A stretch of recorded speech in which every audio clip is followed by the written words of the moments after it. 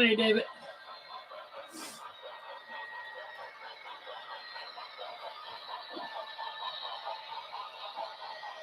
I've been switching some of the track right here, and seems to help the Blue Goose a little bit. Although he still has power fluctuations. It's not, and I'm already convinced it's him. It's not the track. Otherwise, every locomotive would be having problems there. Yeah. And like I say, I've seen a couple of videos of other owners having the same issue. BLI got back to me, and they said I can definitely send it in for warranty work, or they will send me very vivid instructions on how to do a proper clean.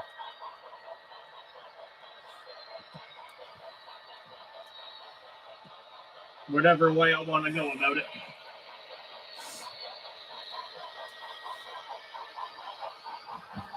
But I don't know.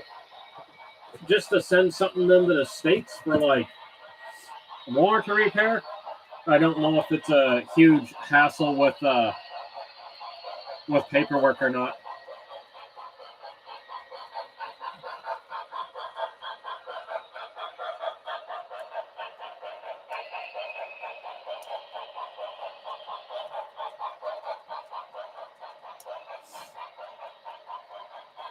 Smoke unit's working amazing.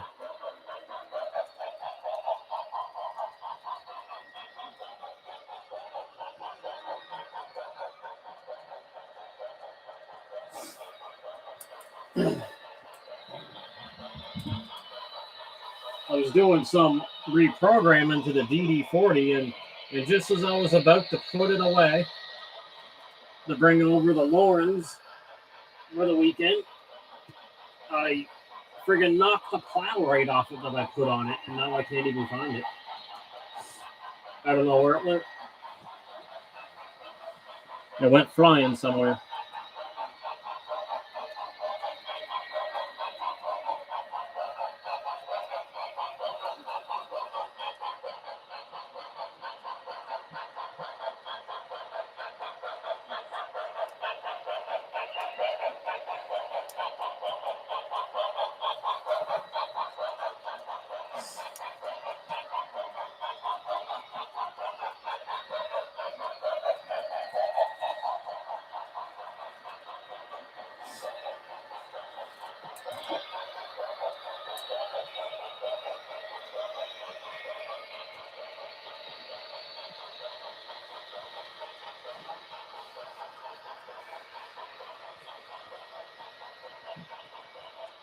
Let me pick up speed a little bit.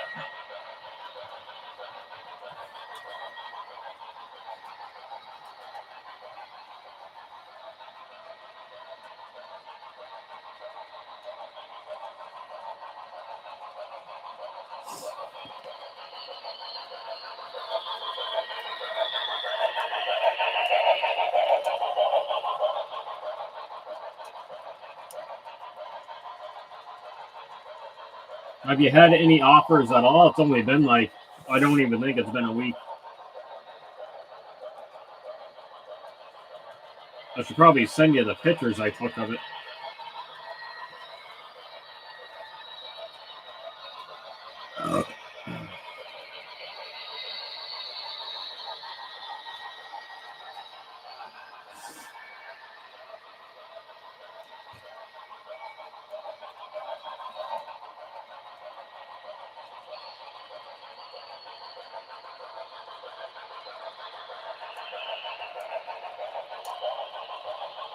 It could take a while, unfortunately.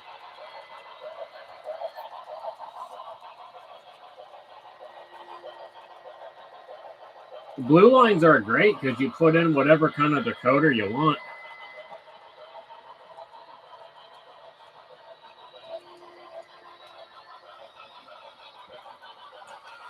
They're very unique. They're built to be DC with sound. But put in whatever regular decoder you want, and it's good to go.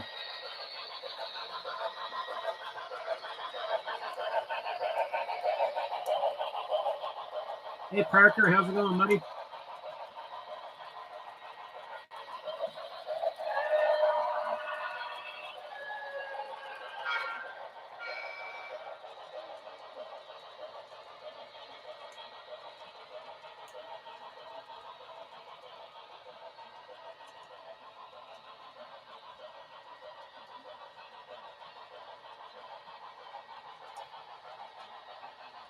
I'm going to see how the goose is doing for oil here.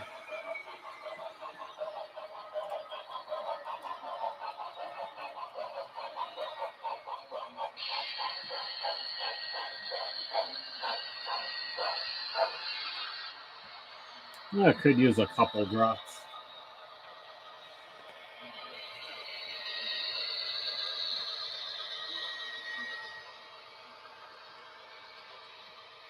Oh, I gotta fix that. That's got a hair on it.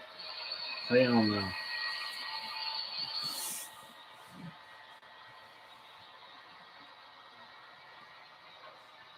Yeah, you made it, Parker. You made it.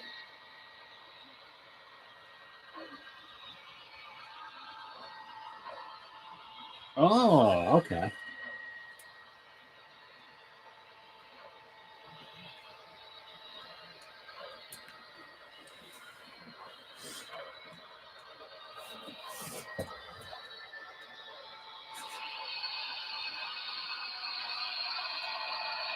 There we go.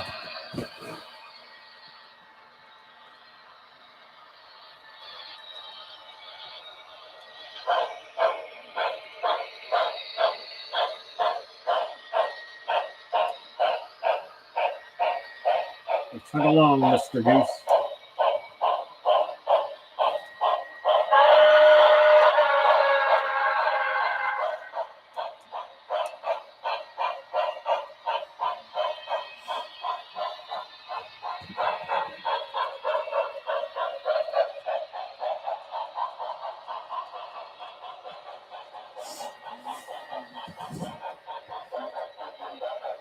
No, I think that's a pretty good buy.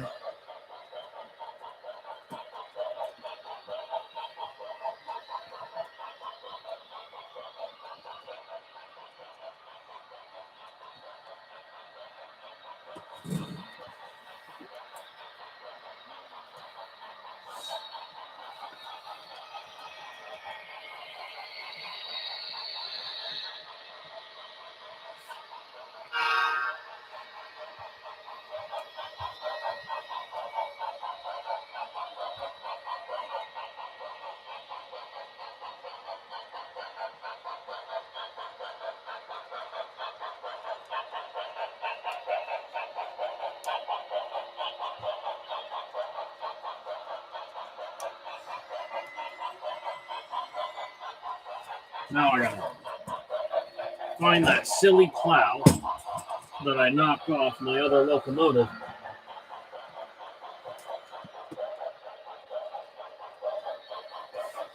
How I manage to do silly things like this, I don't know.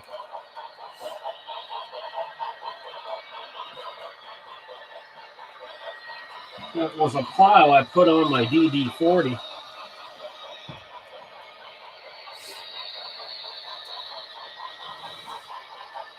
And I think it is Gonzo.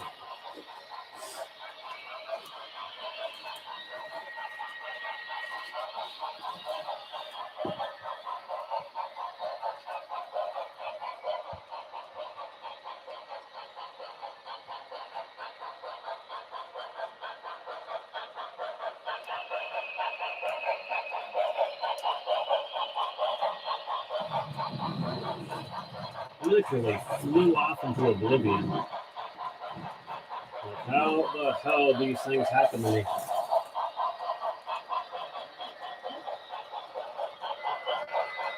I don't understand.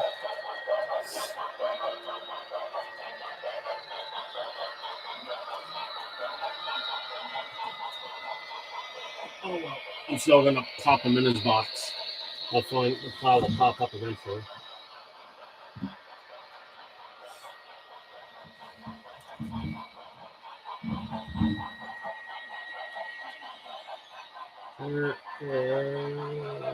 There he is. There's the box.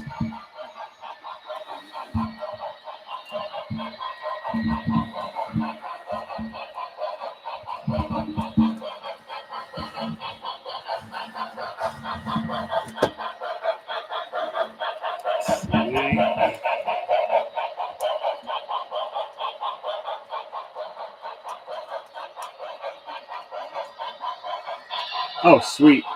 Yeah, he'll like that.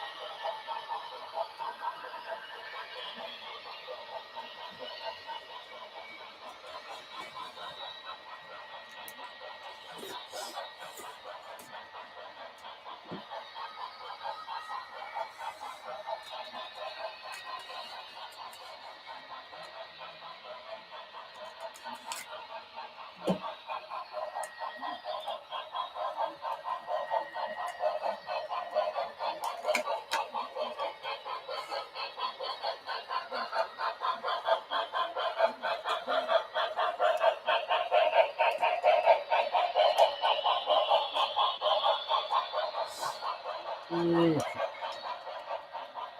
So put away.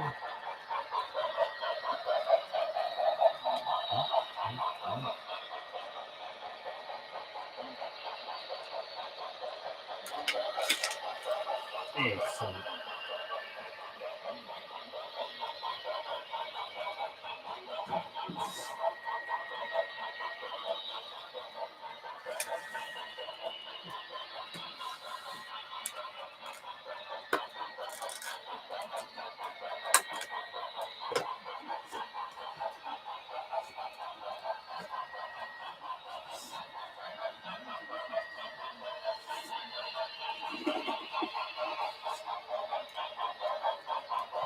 Alrighty then.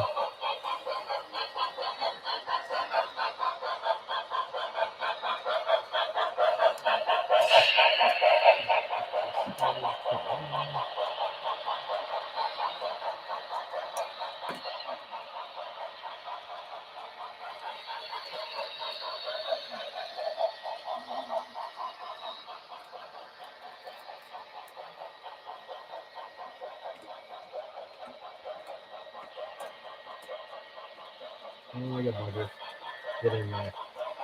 Get in. Get in the box.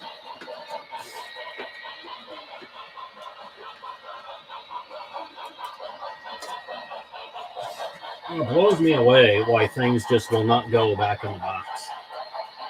Like, why?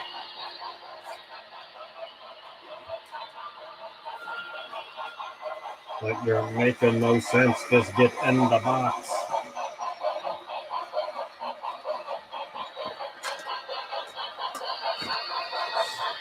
There, now it's going on.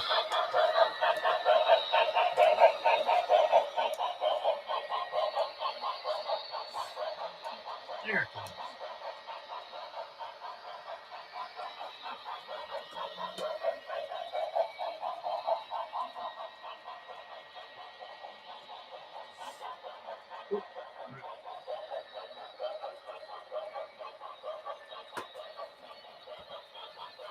Huh, now the paperwork. The paperwork didn't want to slide in with it. That's for sure.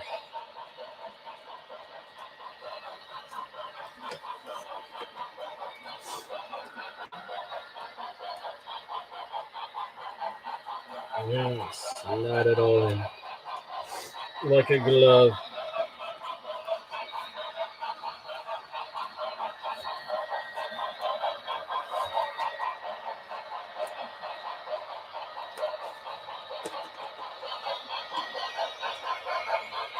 I'm gonna have to bring it out a tad.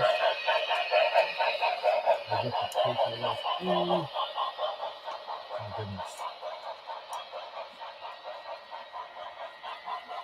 Oh, I hate the cheap boxes. Oh, and that's what these Bachmans are, cheap boxes. pain in the arse boxes.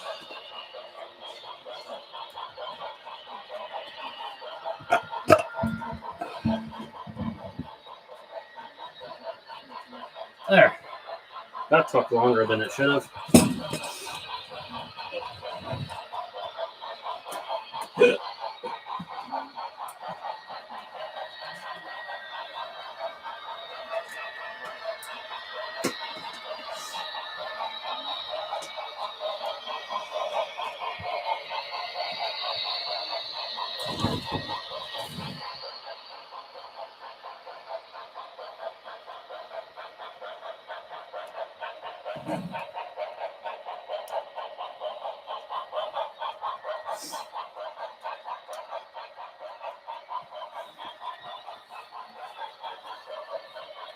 Huh.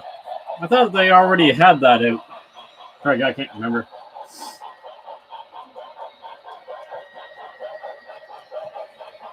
No mystery boxes for me, unfortunately.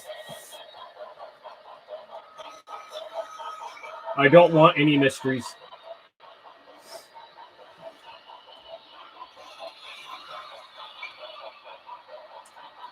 No mysteries for this man.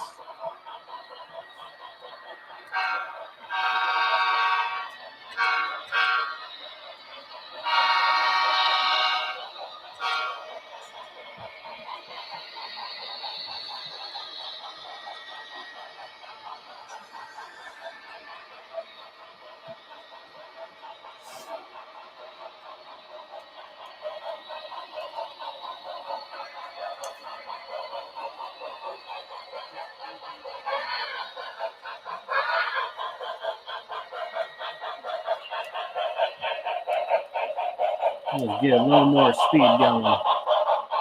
Just a little more.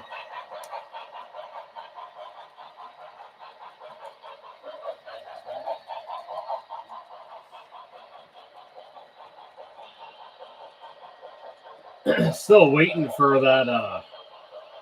I'm still waiting for Atherin's new run of SD70 Aces. They were supposed to come out a year ago.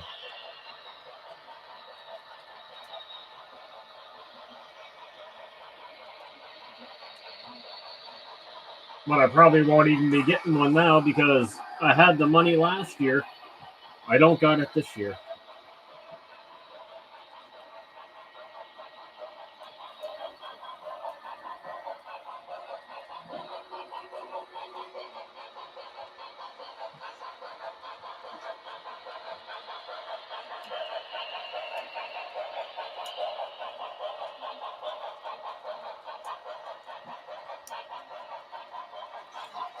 Yeah, same with me. I would just rather get what I want to get, right?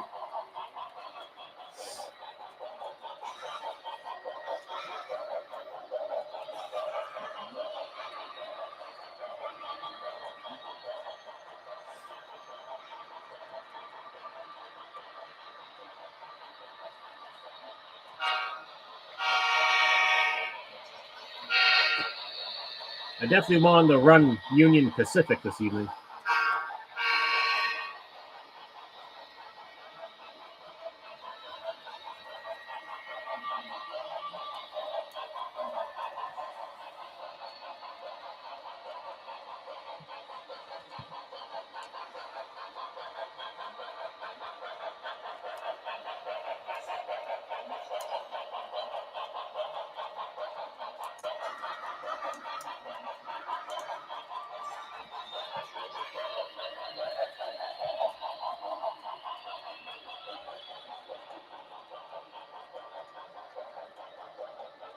Interesting.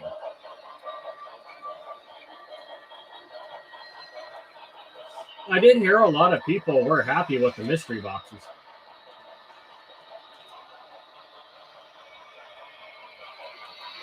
And if you do get something you don't like, you can always sell it.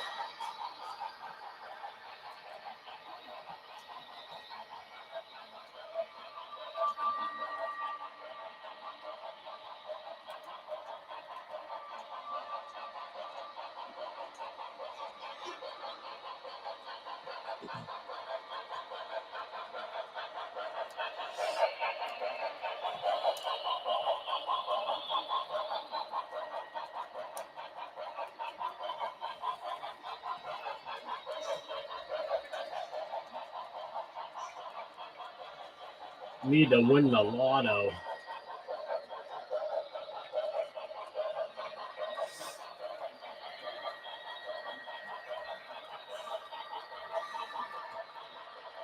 I've been trying, but no luck.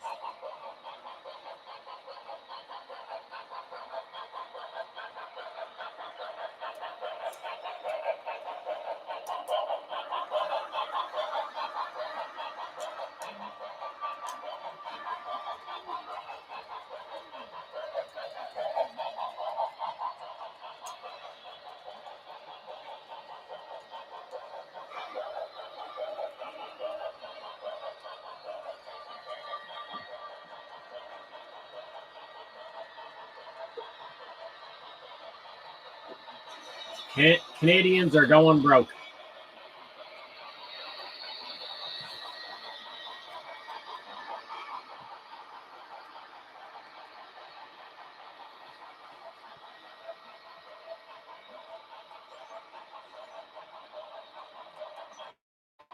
We all going broke in Canada.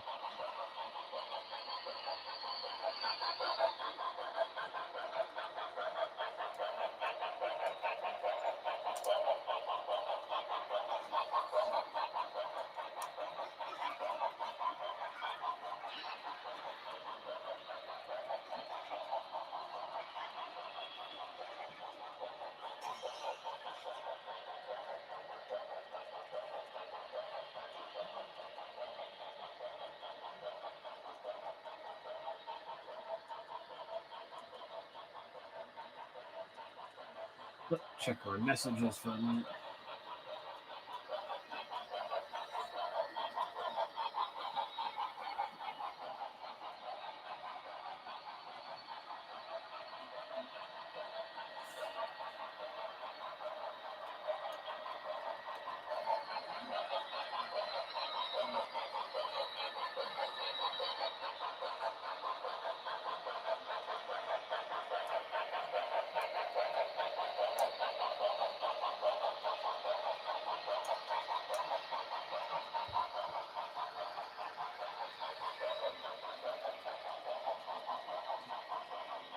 Oh yeah, it's bloody expensive. Then you gotta get it shipped. Oh, you're definitely looking at, we're looking at 500.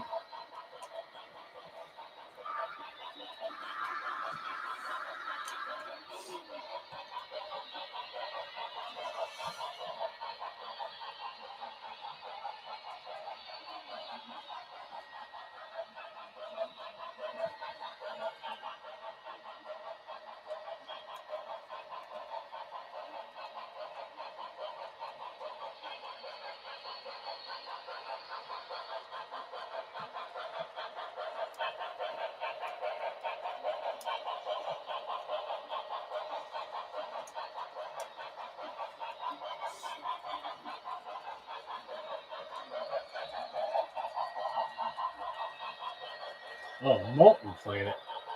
I don't want a Molten Planet. I don't want an Arctic planet. Oh, All these planets suck. Let's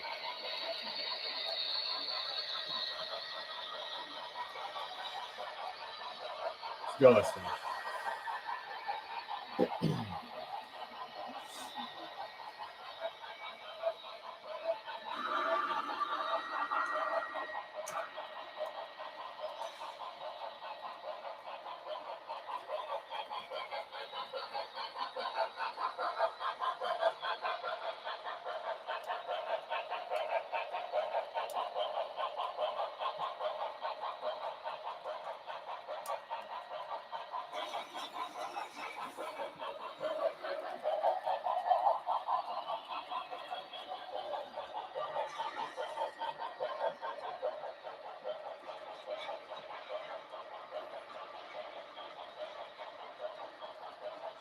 Oh, excuse me.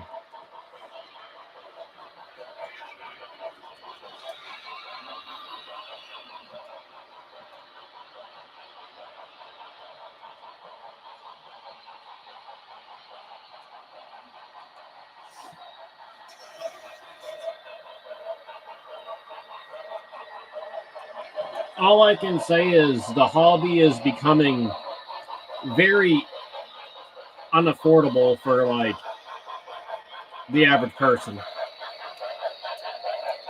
I will say in Canada.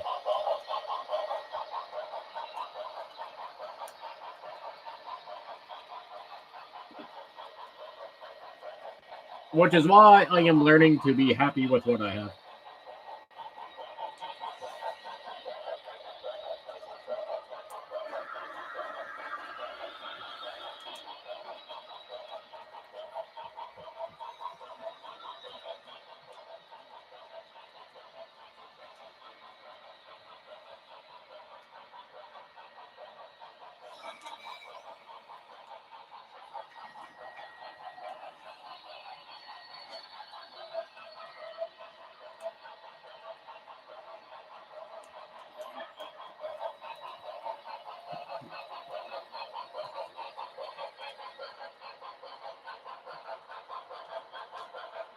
I gotta power cycle him. His lights be gone out, therefore his smoke went out.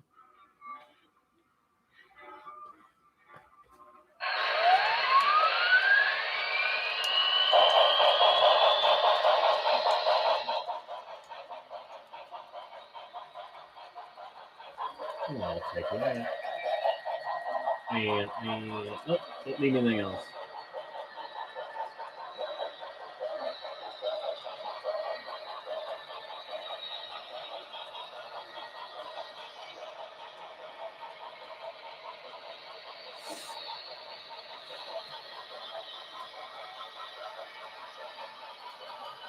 Yeah, that'd be true, I guess. I mean, there are $50 locomotives out there.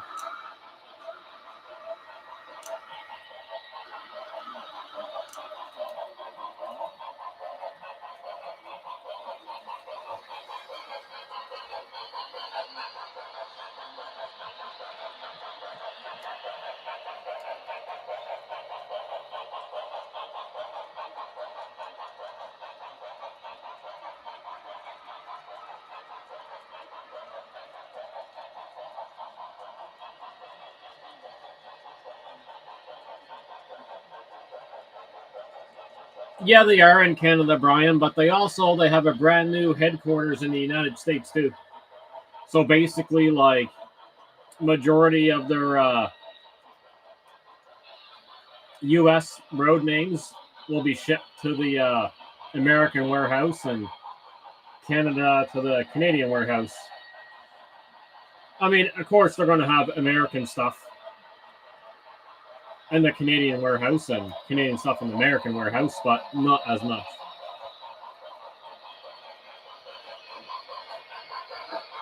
But yes, it is a Canadian company.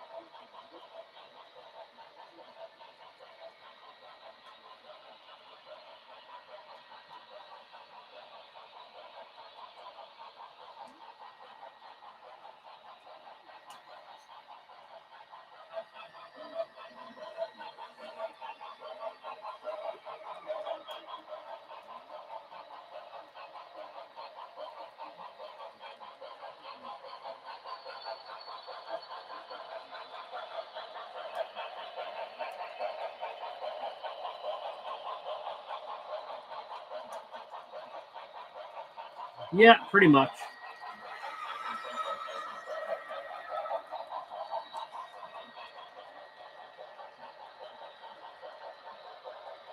Make it make sense.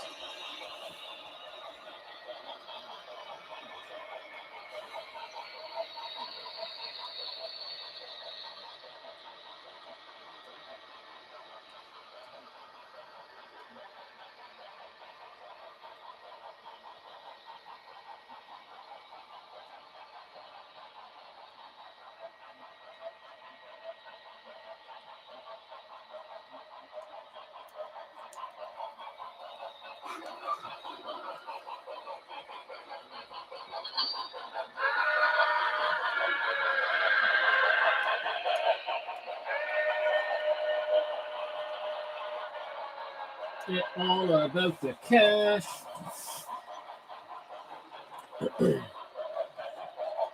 All about the cash and all about the drugs.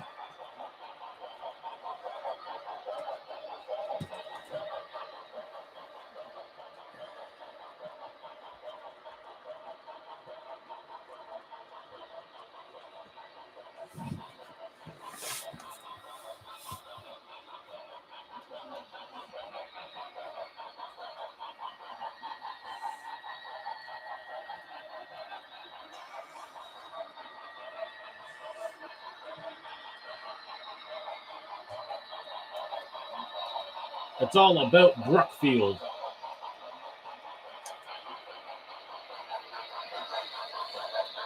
Better get lots of stocks in Brookfield if you're Canadian.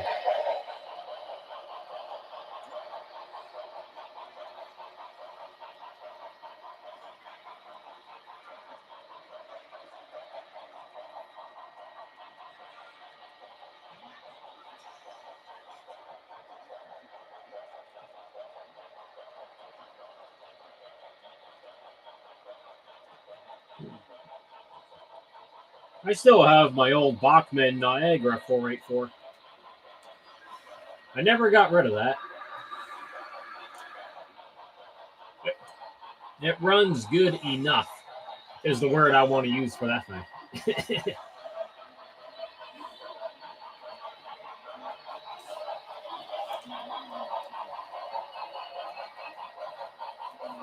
I mean, I'll still buy a Caddo locomotive if I get one on a good deal. That's if Lauren don't whoop my ass. That's because I get to put them together and detail them. I love it.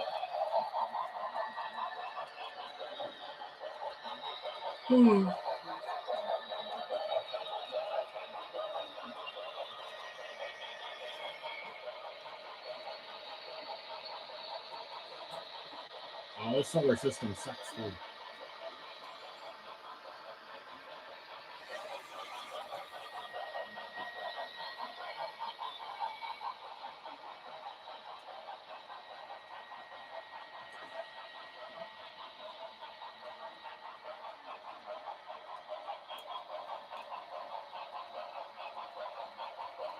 Oh, really? Oh, I gotta see that. The video, or it never happened.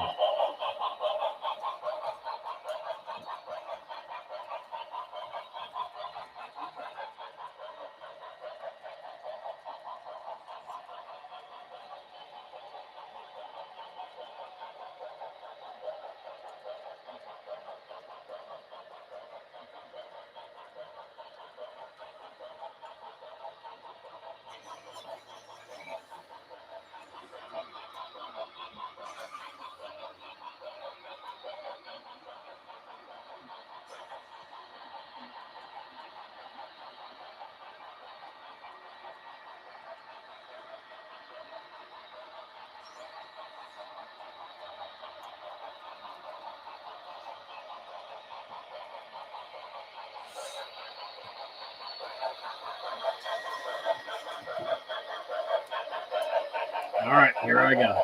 You jump on my phone and hit that one.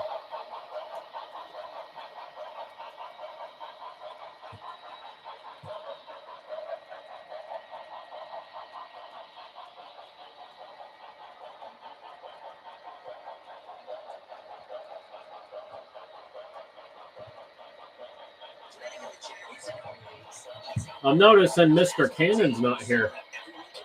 He did ask me earlier if I was live streaming.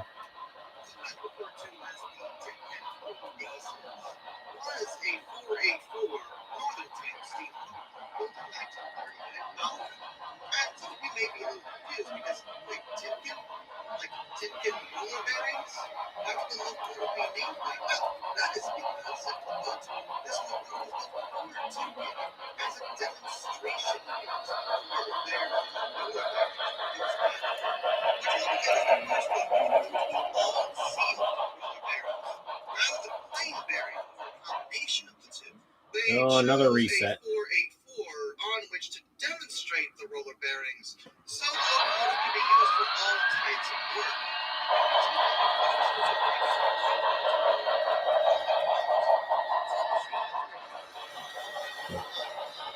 work. Watching it now.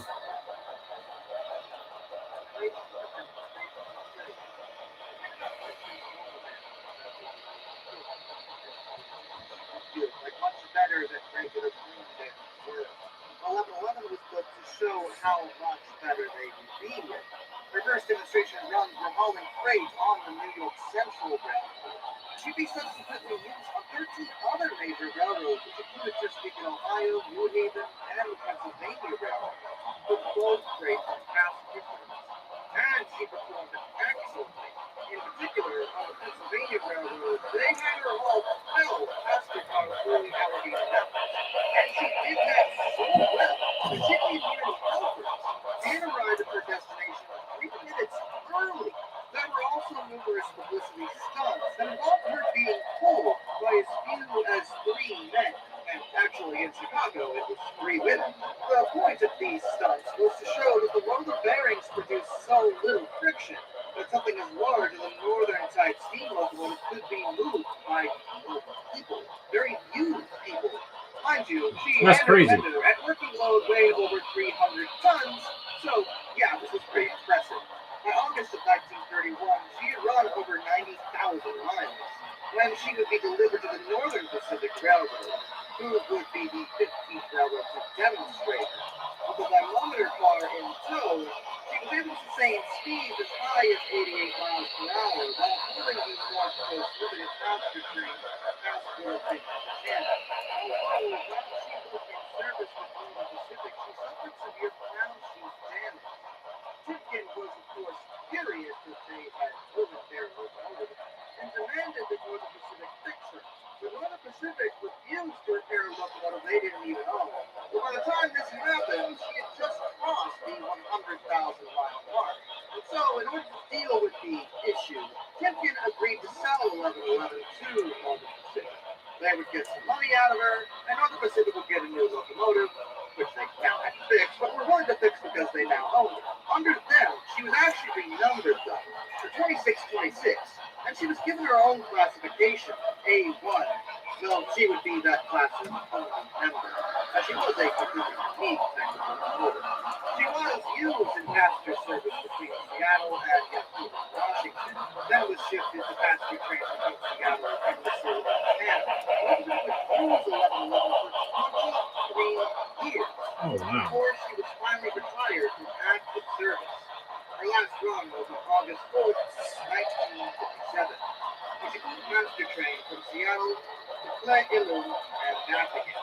During her time with the company, it was reported that she had covered 2.1 million miles and consumed 80,000 tons of coal, 9 million gallons of fuel oil, and more than 17.5 million gallons of water.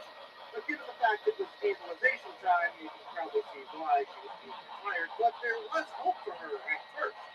Timken was hoping to preserve their demonstration locomotive. They wanted to return her to the company's Canton, Ohio headquarters under her own power.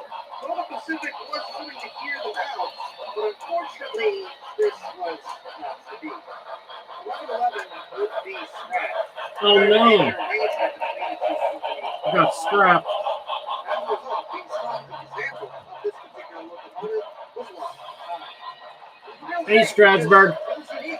She demonstrated the ability of those. So, were these roller bearings used in other forms of machinery? Very interesting. I never heard of it.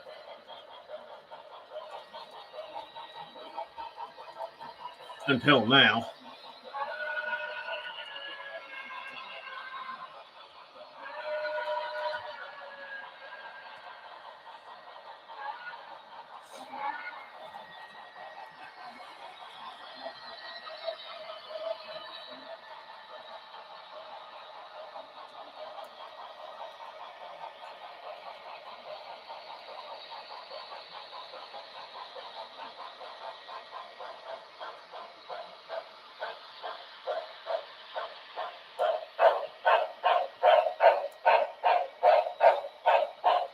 Poops of smoke.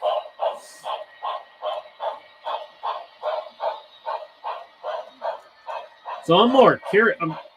It was cool learning about the locomotive, but I'm really curious about these bearings.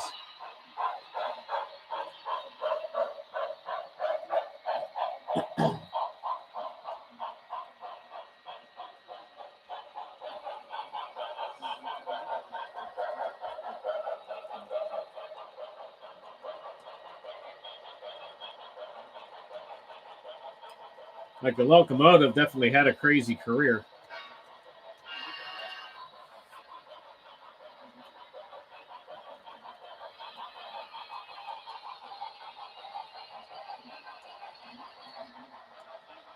I definitely want to know more about that story.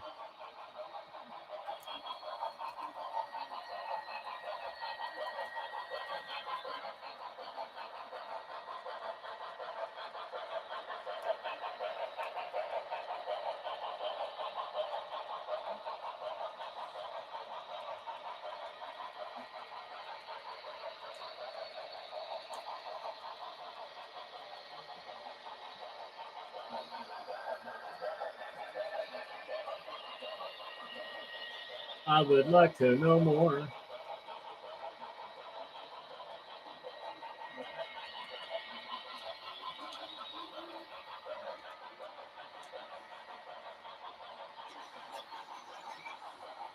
Very interesting. They're genuinely good things, and many other types of locomotives would benefit from utilizing them.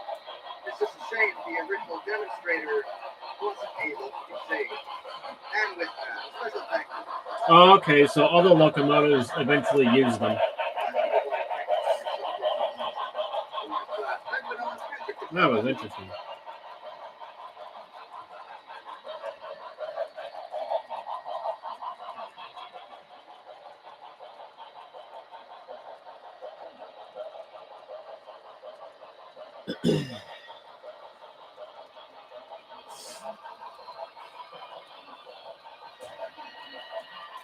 That was definitely super interesting.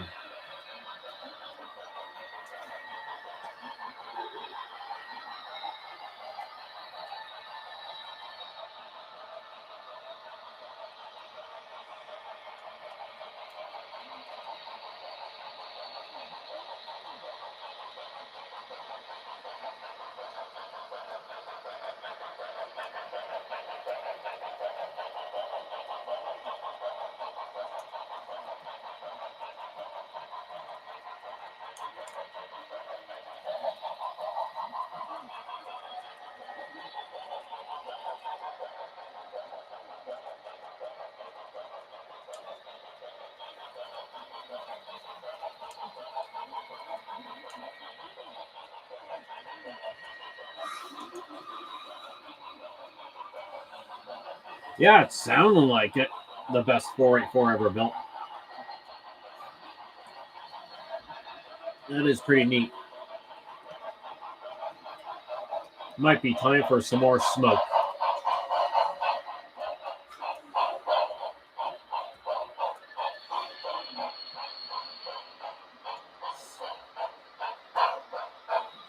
And there's only little bits of smoke coming out of there.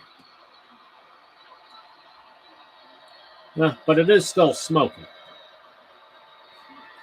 I'll let it run dry a little more.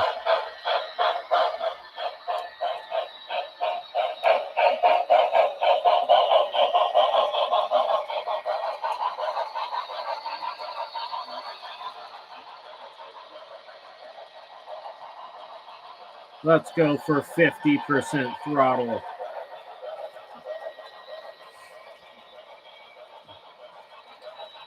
Yeah, I noticed that. Yeah, 690. Got quite a few in the past week. It blew up there momentarily.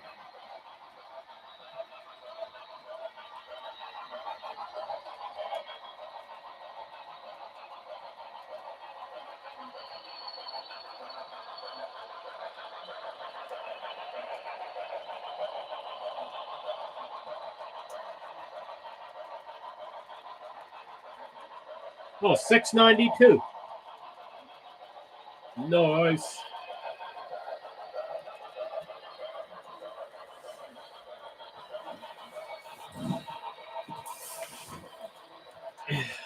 I'll aim for that 1,000 mark and beyond. All right, in a new solar system. See what kind of fun stuff is here.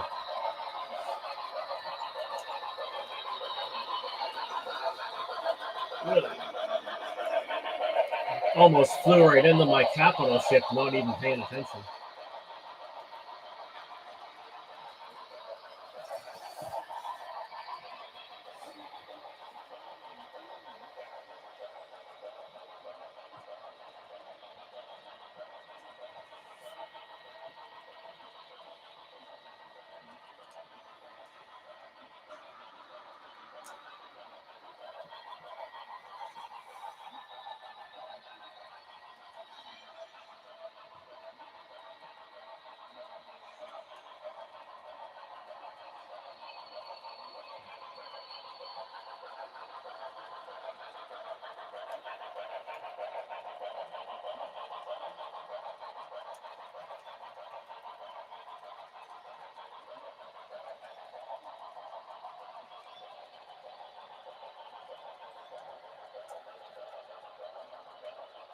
Oh, might as well check that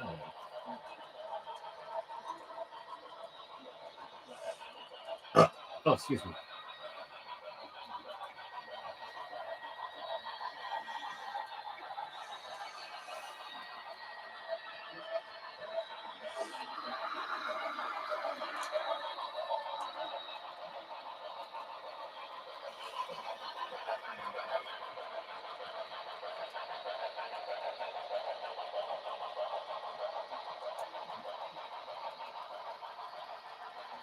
Off to the space station.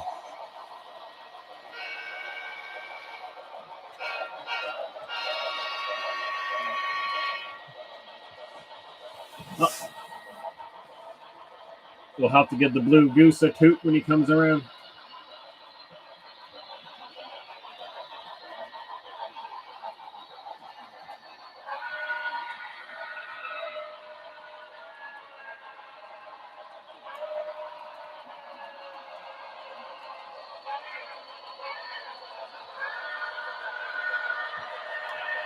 I love that horn so much.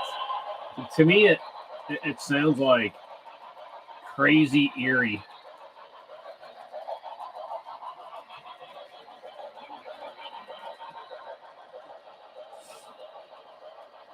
I don't know if Mr. Cannon's going to make it tonight.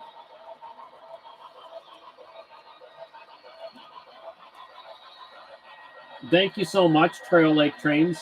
I appreciate it so much, my friend.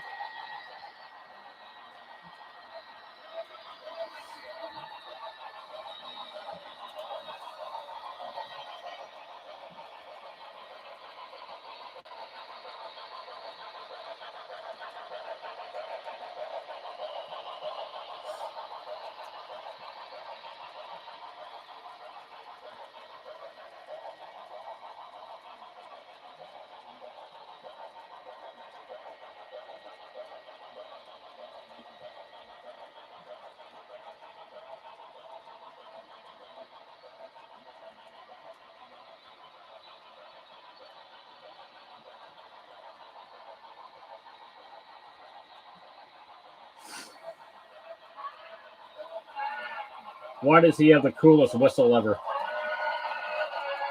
The coolest, eeriest whistle.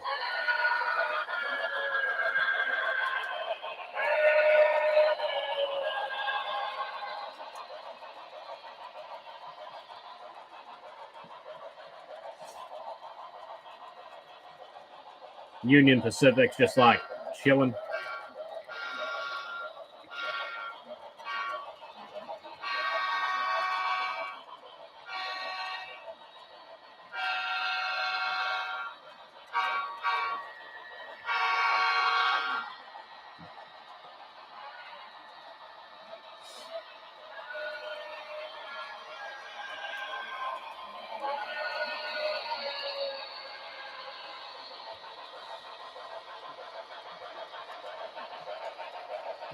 You're definitely right, Dave, about all kinds of people jumping in and out.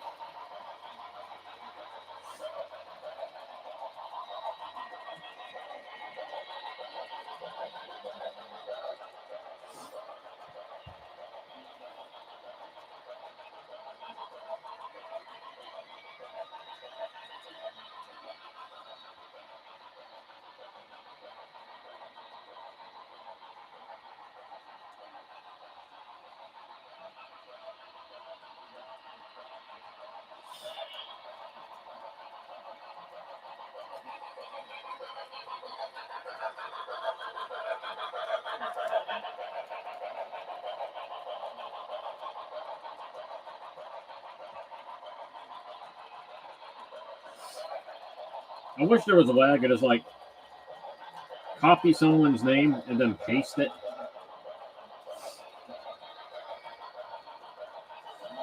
But then again, this thing's all touchscreen. I can hook a mouse up to it, but that's just one more thing I got to deal with. Ugh. Where am I going to stick the mouse? Put it on my lap. That'd be funny. Oh, the lights went out again. Reset.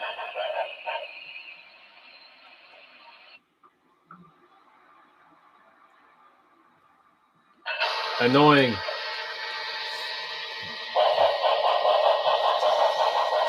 Why does it have to do that?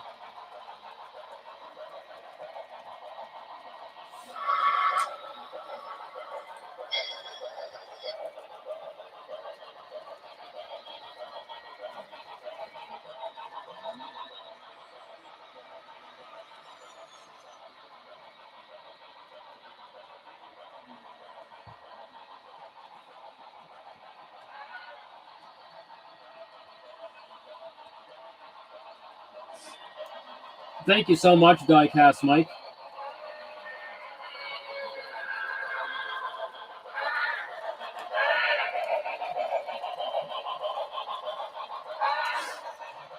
Oh yeah, Brian. BLI emailed me back. They said I can definitely send it in for warranty work, or they can give me instructions on how to do a proper teardown and cleaning of it. The thing is, I don't mind sending it in. I know it's probably going to be a while, but I don't know what the process right now of sending it to the States is going to be. Because me and David know if we sell something to the States, it's a huge hassle of paperwork now. It's absolutely ridiculous and stressful.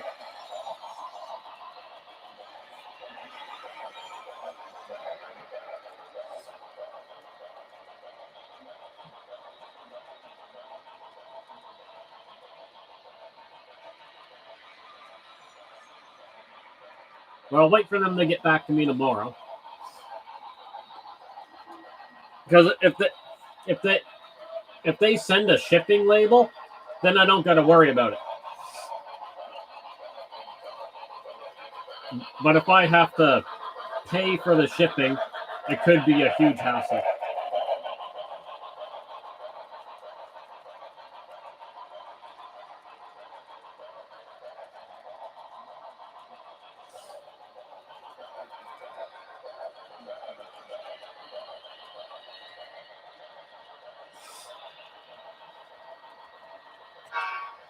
Here, I'll give Union Pacific a little more speed. There we go.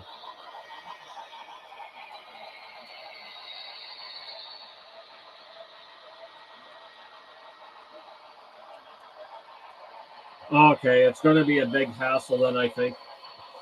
I'll have to talk to Canada Post and see what they say.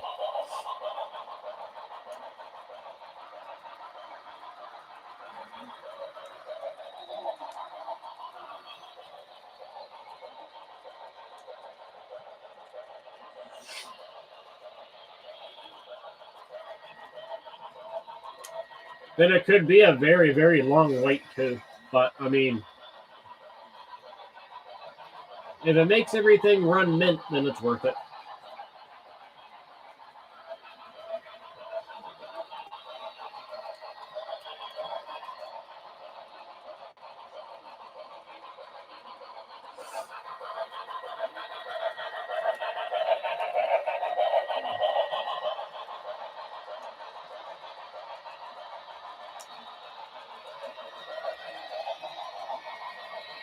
Oh, maybe they'll send me some extra traction tires if I ask.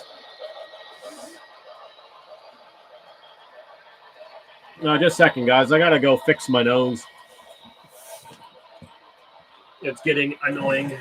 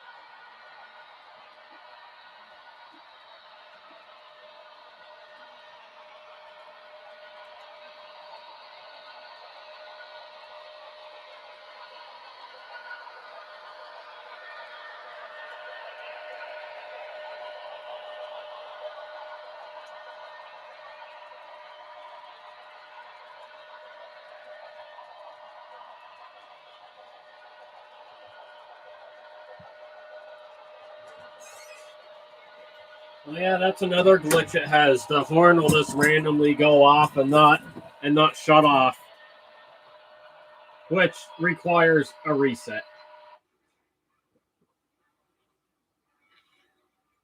Yeah, that's another glitch it has. It did it on at Lauren's place too. It's another glitch.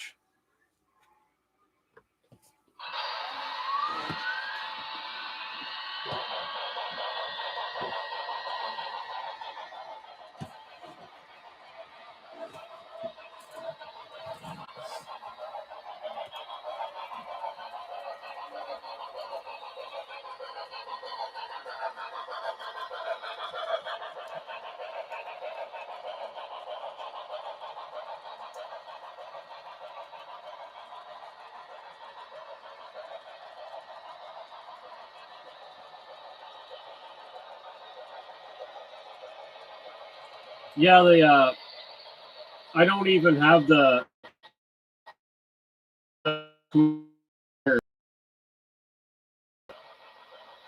inner board. I can't even get at it. How certain are you that it's an oil short?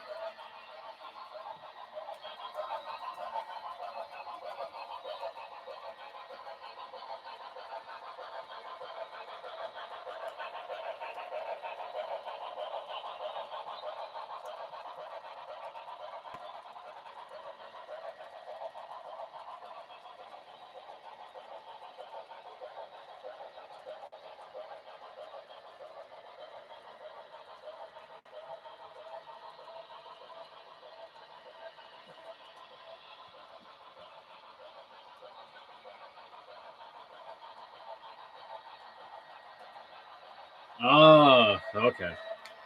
So it's just a thing.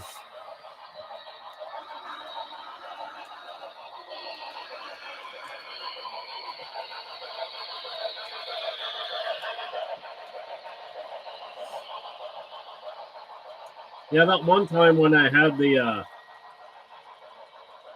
the shell separated from the chassis. The inner part of the boiler I couldn't even access.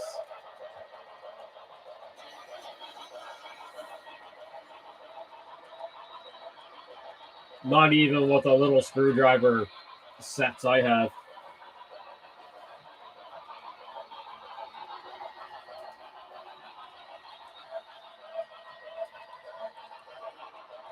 Ooh, I got some more planets to check out.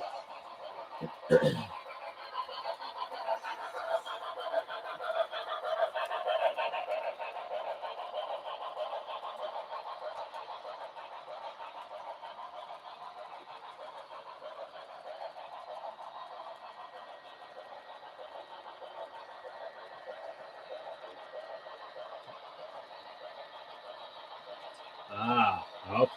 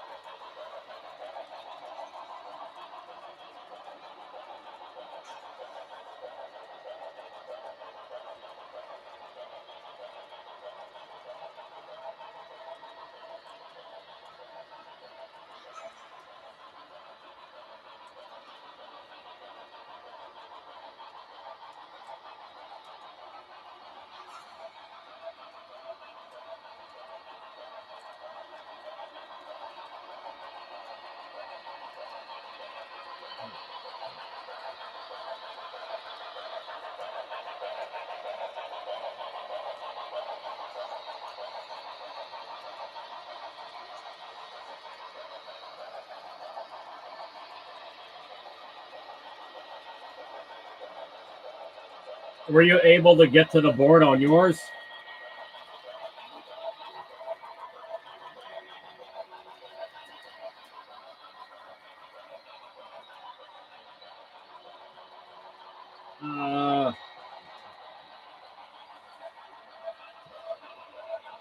Not HO scale, that's for sure.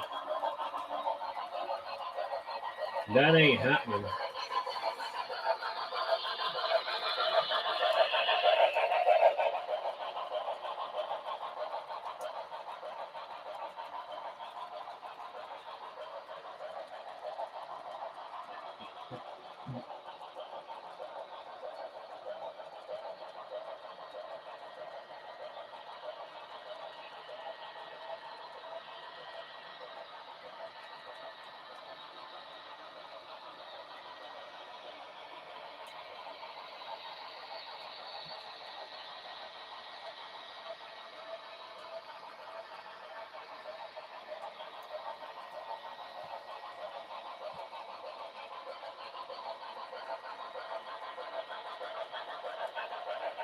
Hey, thank you, Corey. Happy Thanksgiving to you, too.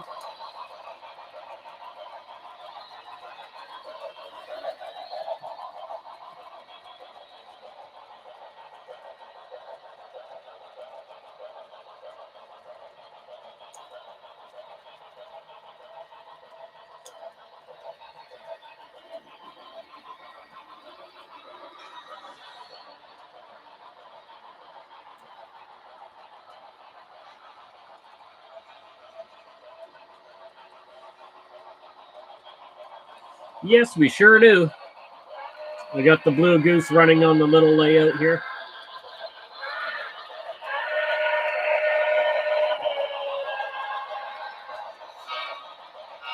And we got Union Pacific.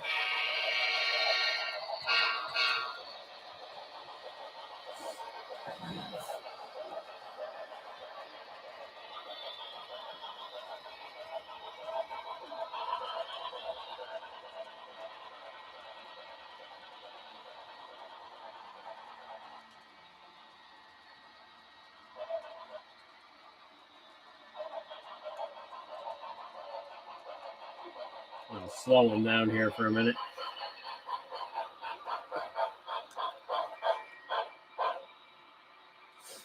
Oh, you can see the plumes of smoke.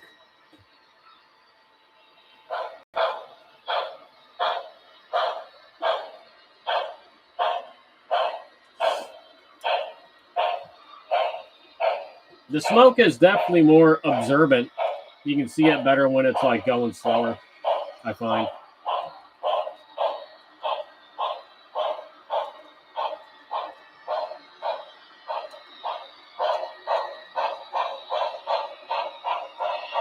You see the chuffs just a little more.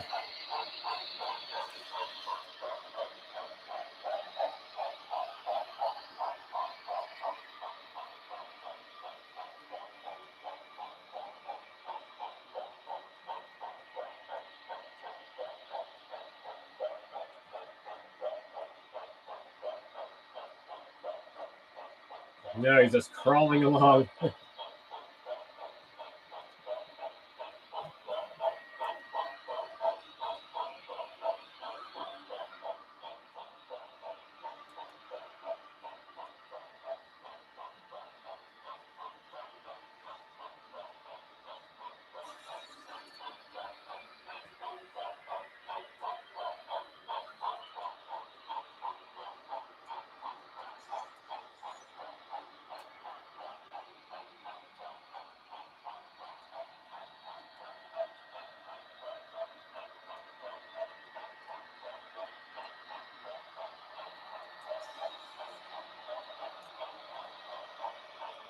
I'd say probably a couple more minutes. I'll have to add a tad more smoke to them.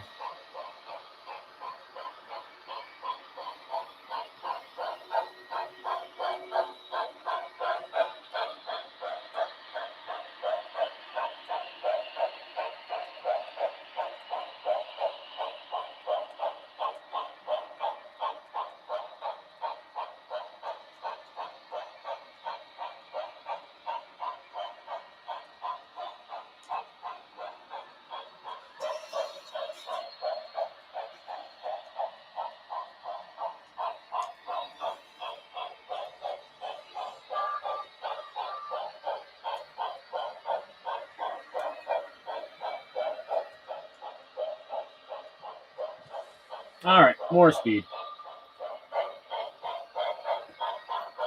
Now, I've never had anything as big as O-Gauge.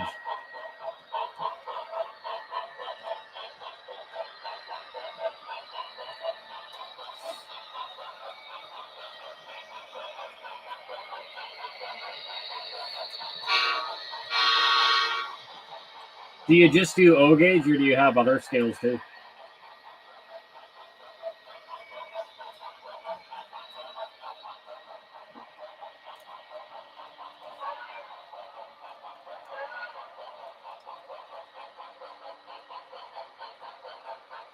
Oh, nice.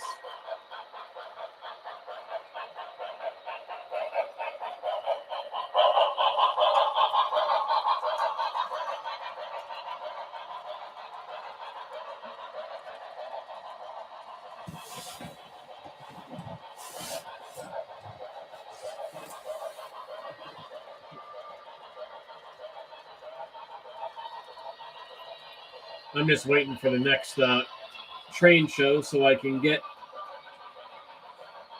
hopefully get some good deals on some N-scale rowing stock.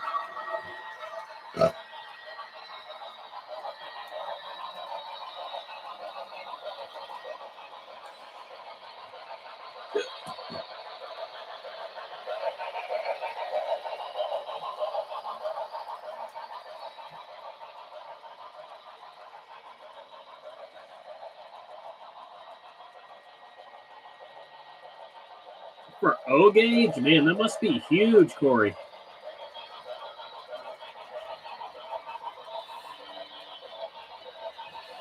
I'd love to have it for HO. That'd be really cool.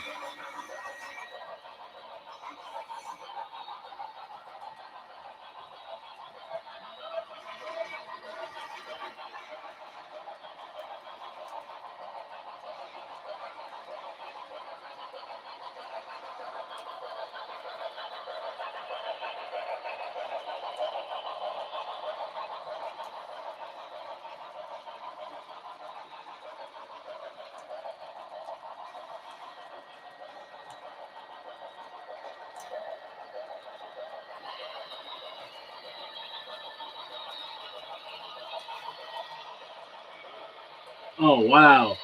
Man, that's insane.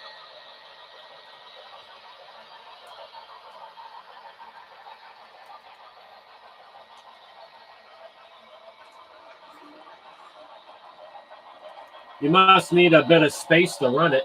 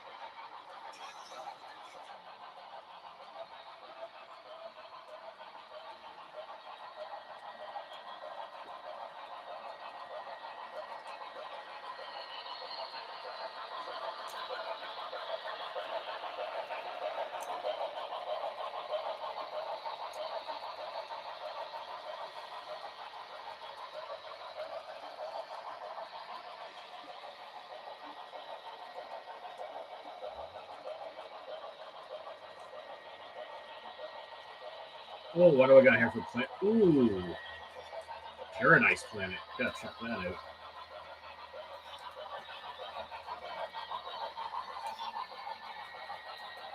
Two Paradise Planets.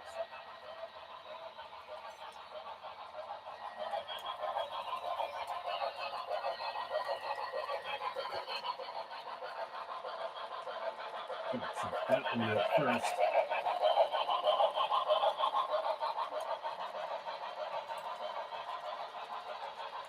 Man, do you run it outside?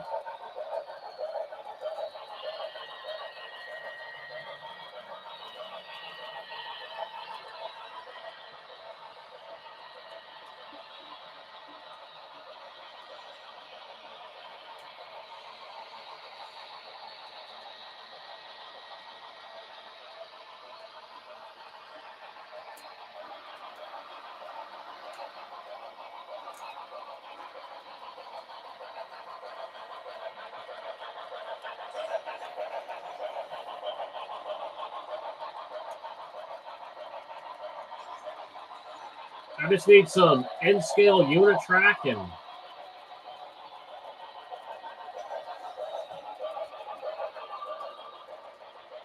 I need enough curves to make a loop. I got enough of the enough straights and I have to see what happens. Oh, the black bonnet one. Oh, cool.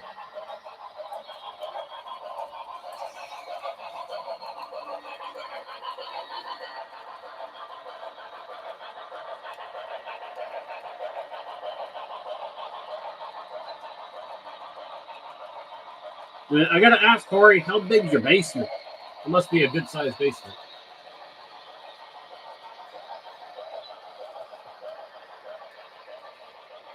I just know O gauge is pretty big.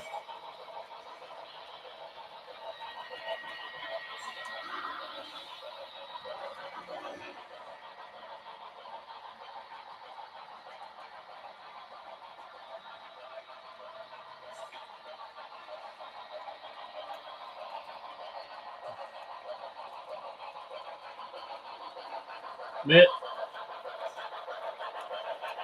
I would love by BLI, a die cast, or brass Challenger. I've always wanted a Challenger. I want a Challenger more than the big boy.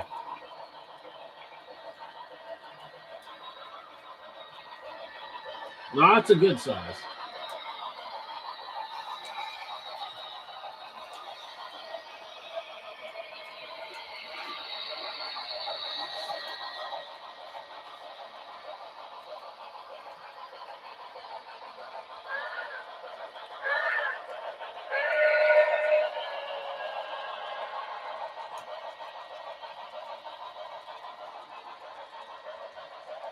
Oh, I know you do.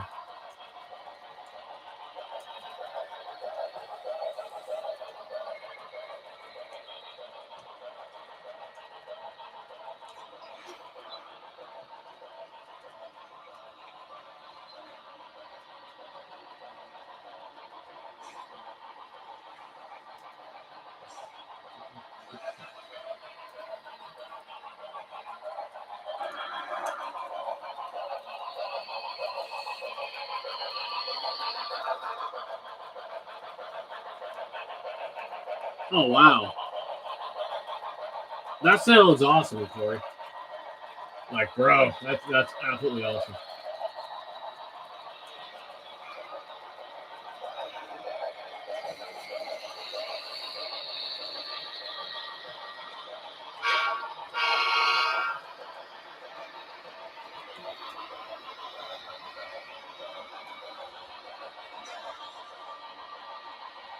Oh, now I gotta go to the space station.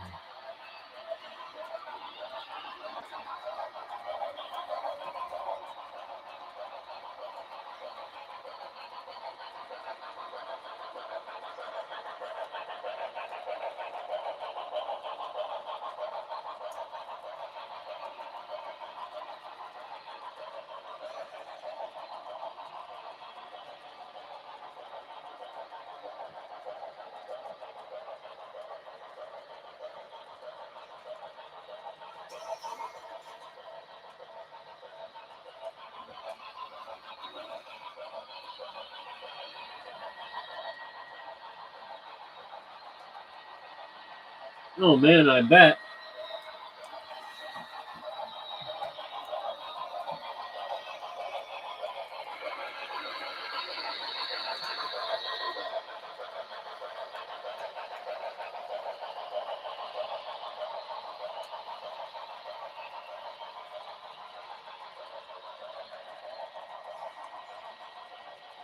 Oh, I'm craving a hamburger so bad. I want beef.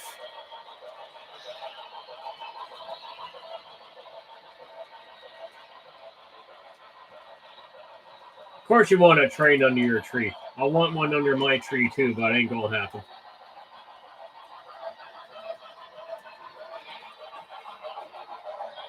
Oh wait, yes, it can happen.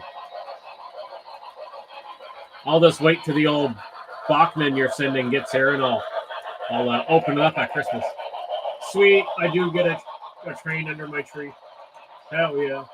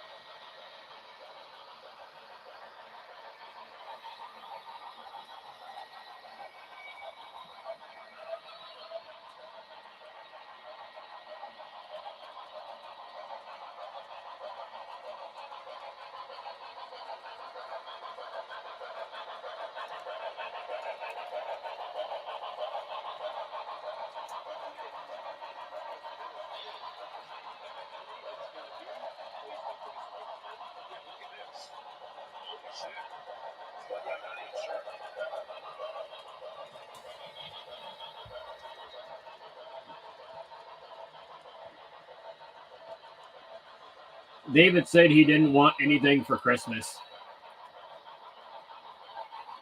But I imagine me and Lauren are still going to invite him to Christmas dinner.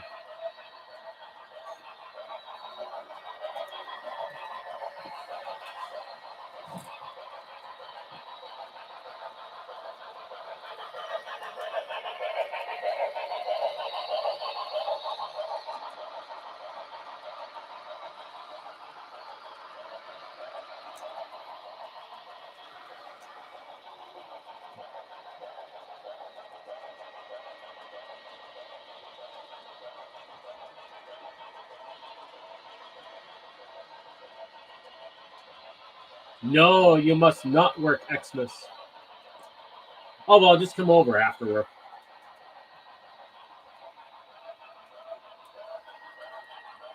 Well, at least you'll get time and a half. Actually, probably a little more because it's union.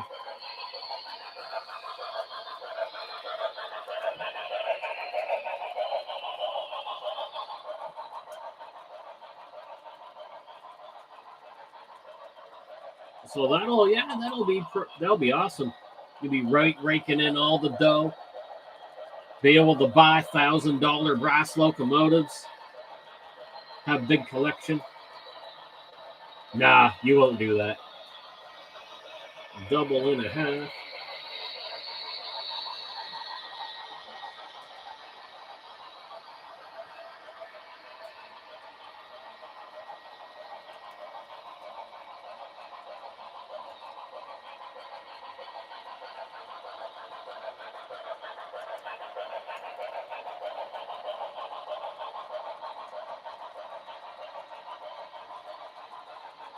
Beer and lot lizards. Oh, you know he is. He's got some Bachmann pre-orders.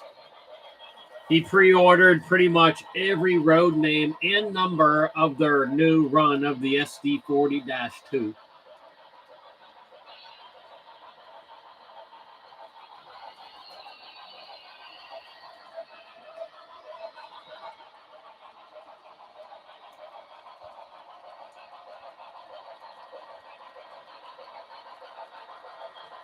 $400 Canadian locomotives, and they don't even come with grab irons. No grab irons. None. Nada. Like, how can you charge that much money for something that doesn't have near the amount of detail as Genesis, BLI, Rapido, Scale Trains, Intermountain, Bowser? I can name them all off. They don't. Bachmann diesels don't even come close, and yet they're charging the same price. It don't. Make it make sense, somebody. Make it make sense.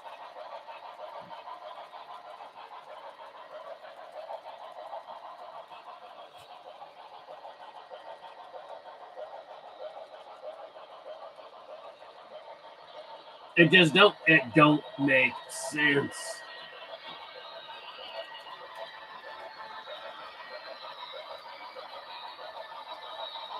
Oh my god, guys! I'm craving beef so bad. Yeah, man. No, the old Bachmans, they do. They do.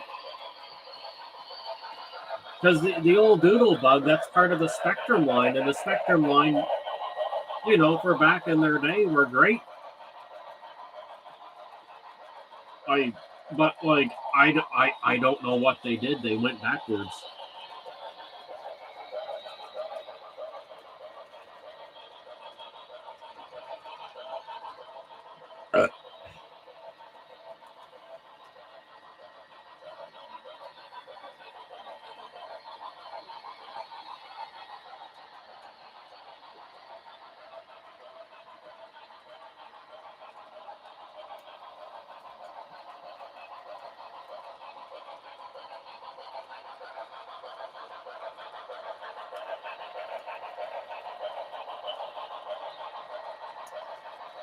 Yeah, they are pretty odd looking, that's for sure.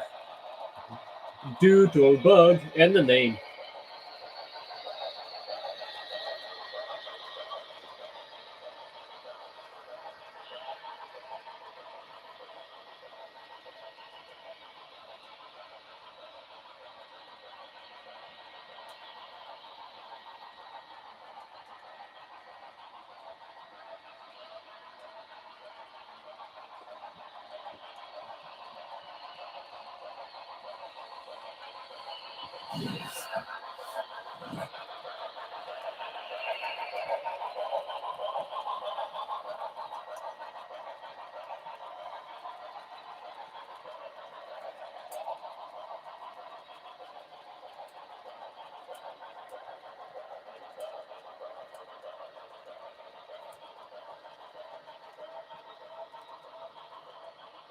What is that right there going on?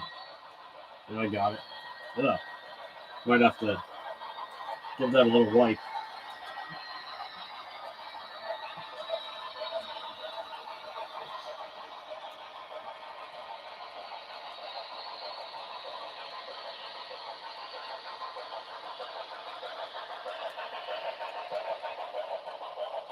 Doodle noodle bug.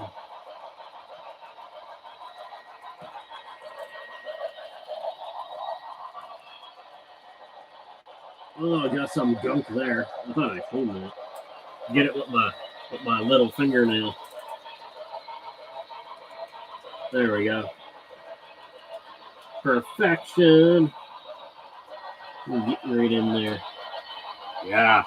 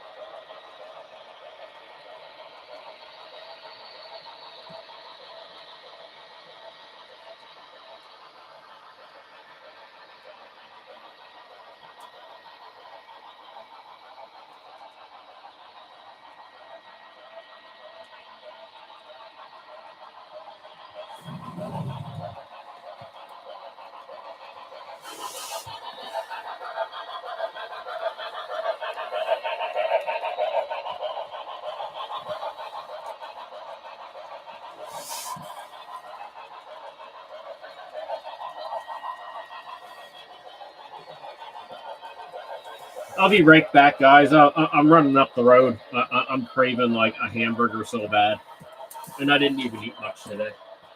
I think it'll take me long. The trains will be fine.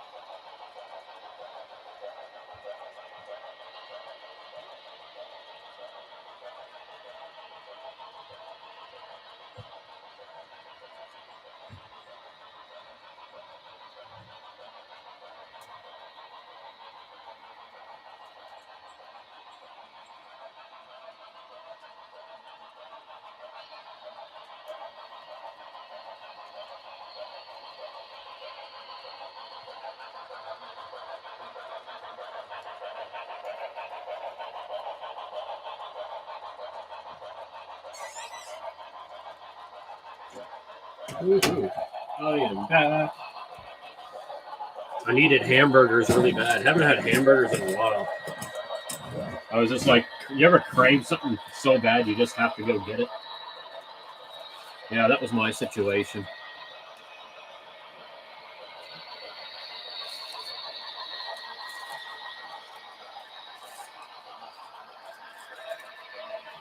Beefy.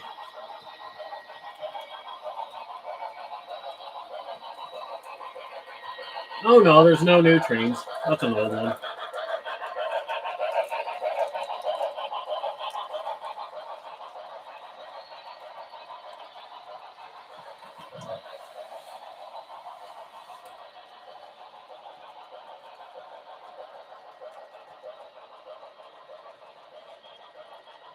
That's a Catherine Genesis Union Pacific SD60M. And just with some older rolling stock.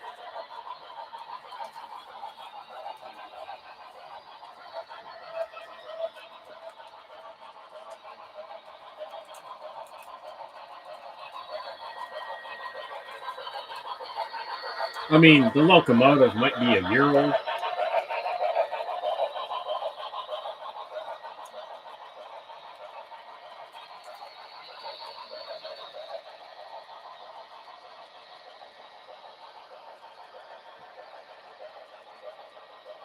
And well, and you know the Blue Goose.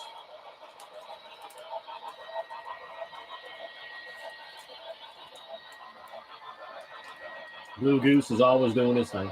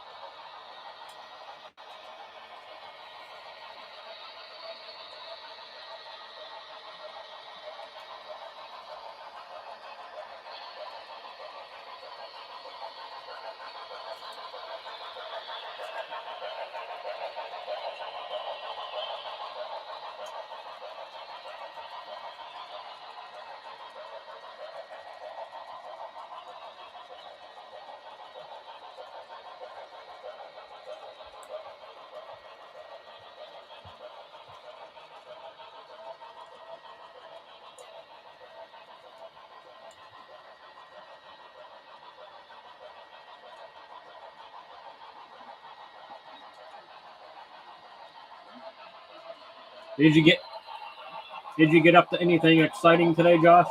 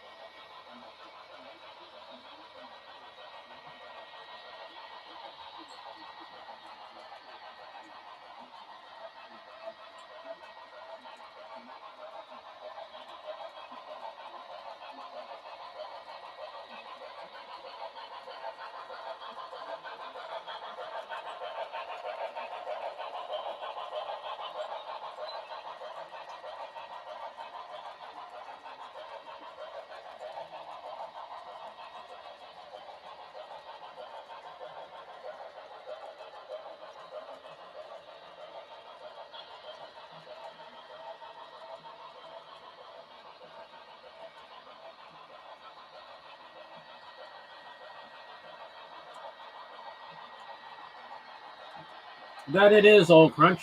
It sure is.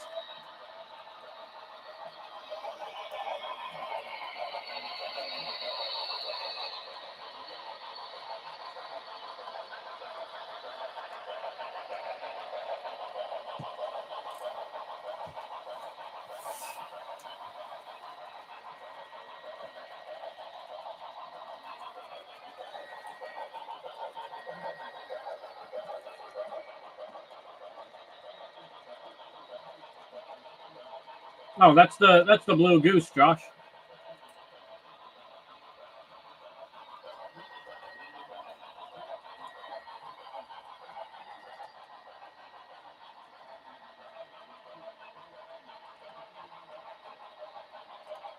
No, thank you so much, Old Crunch. It is definitely my favorite steam locomotive that I had.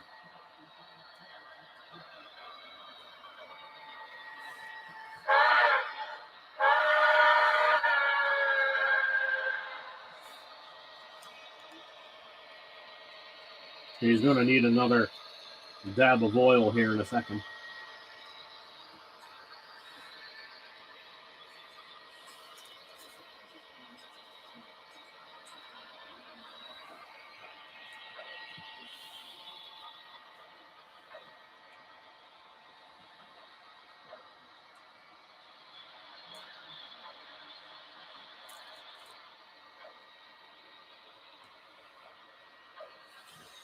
Just a little drop.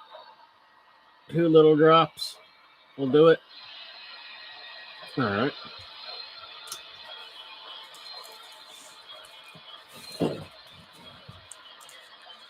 Just a tiny little blow.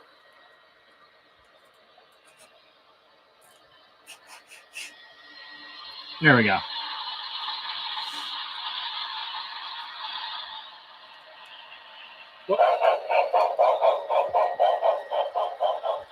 Actually, I don't think I blew on it hard enough. I'll wait till he comes around again.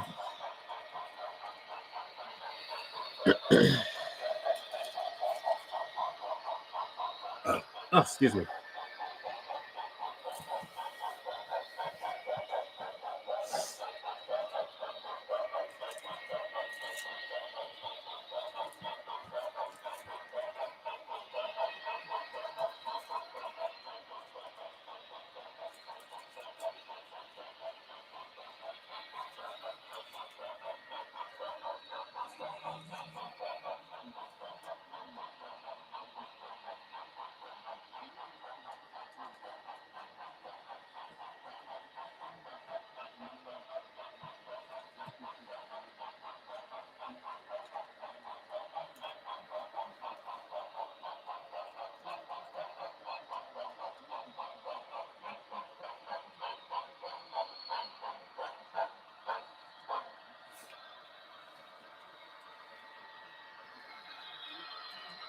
Oh yeah, that tree is just,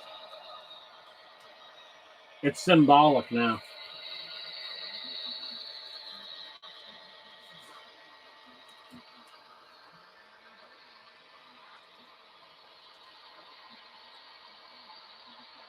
Okay.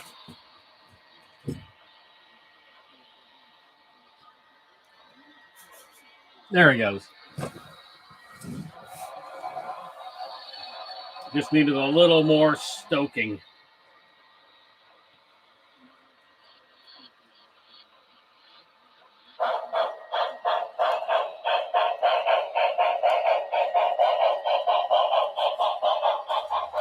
And we're off to the smoke show.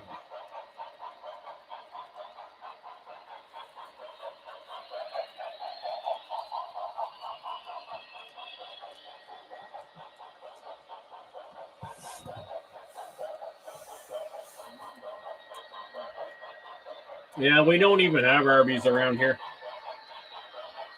I don't know what happened to them.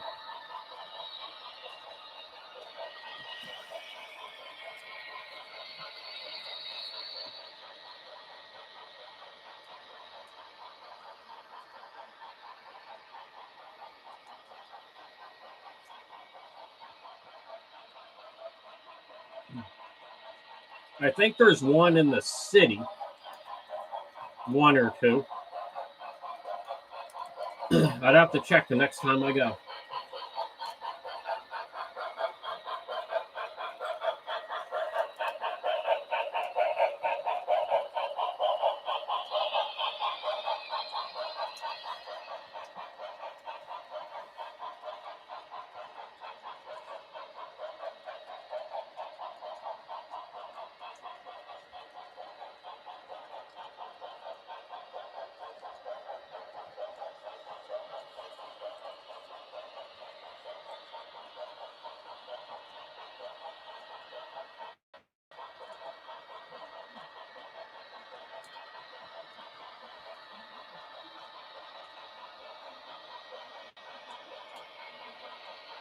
No, this is still the same little layout.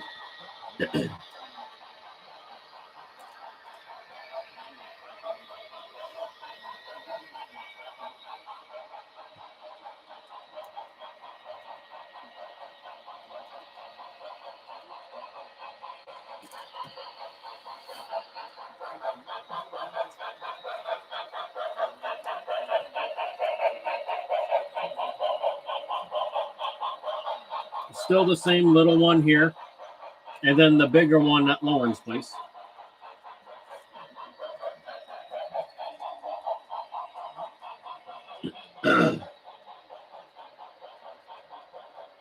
Yeah, might be up a tad higher than normal. I can adjust it as soon as I'm done this hamburger.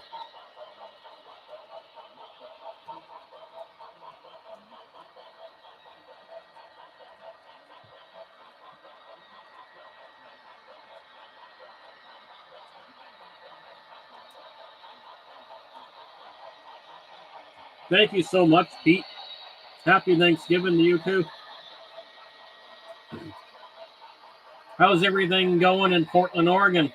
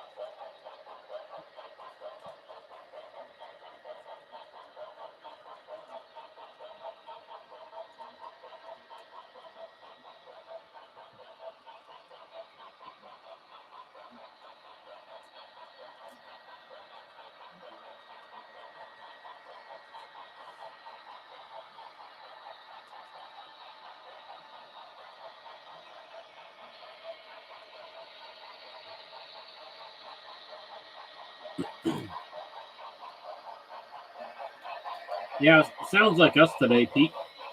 Yeah. I'm on the east coast of Canada, province of Nova Scotia. And it's definitely been quite rainy.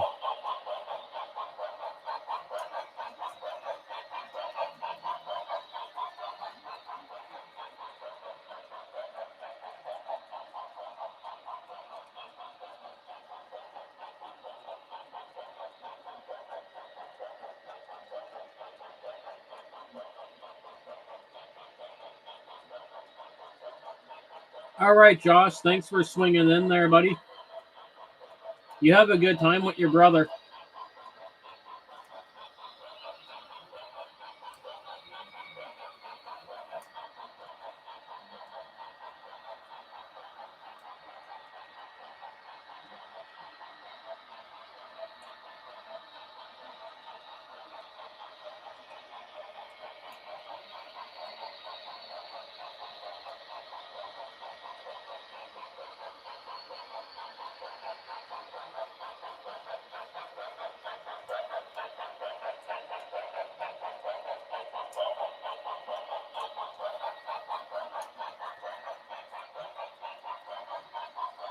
The summer that just went by in our province, we had a crazy drought.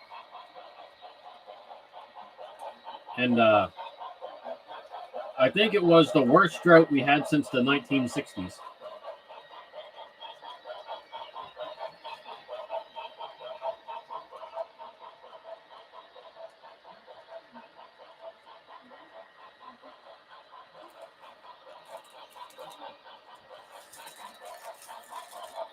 Hey, Gaboosh.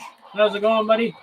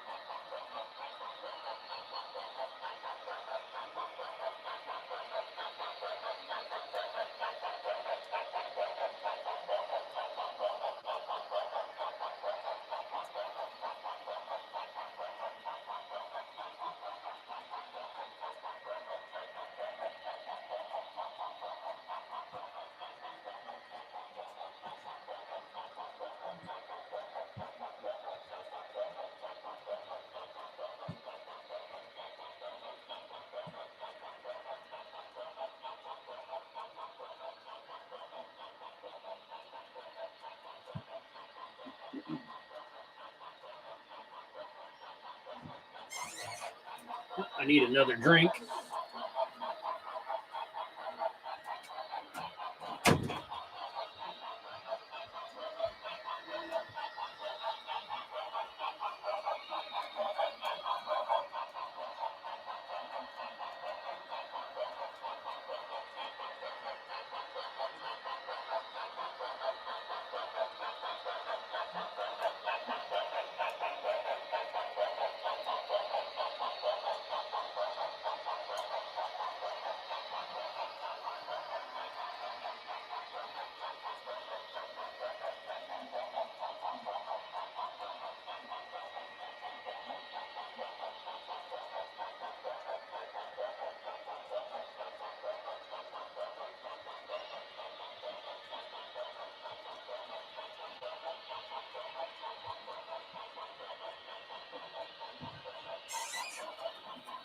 Alrighty.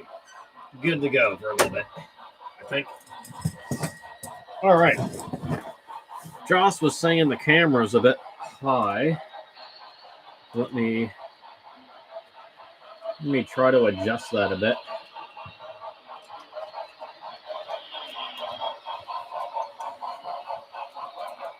Maybe that's a little better. Maybe. If I put it too low, this wire's so stubby.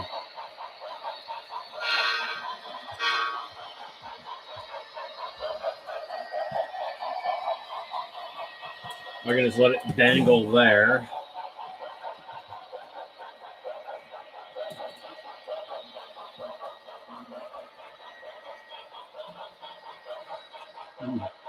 I love it, Pete. Love it.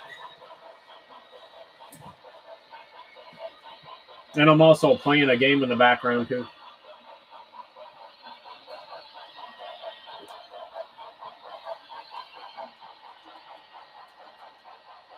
Got the old Xbox plugged in.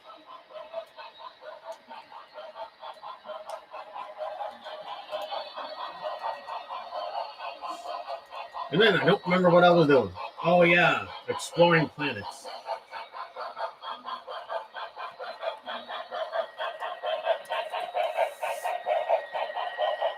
I just realized something.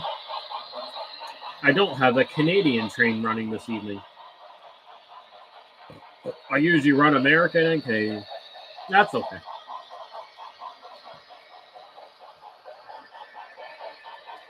I play, on the Xbox, I play World of Warships Legends and No Man's Sky and Fortnite. I play that with my daughter. And then on the computer, I play Elite Dangerous.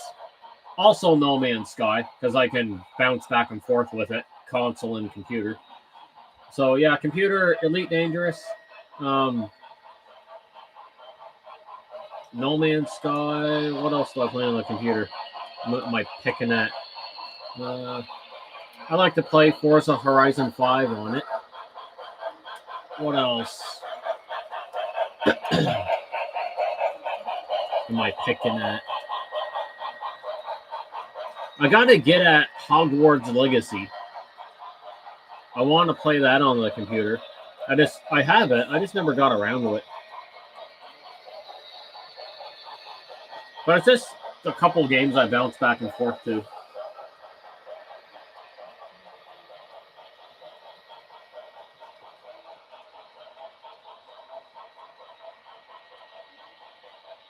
Well, it's going pretty good, Nick. I might be missing a few games there, Pete. I got to think, but it's mostly I bounce around between World of Warship Legends. I play No Man's Sky on the console and the PC because of the whole Game Pass thing. So you can your save data transfers from the console to the computer, as long as it's like Microsoft, right? And then Fortnite, Elite Dangerous. Yeah, pretty much it. Yeah, Starfield. I like to play Starfield.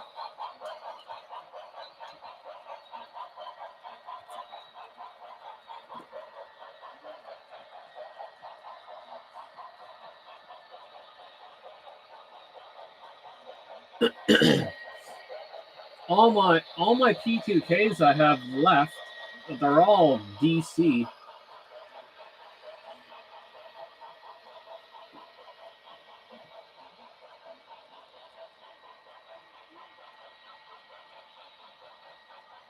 Oh, really? Oh, sweet.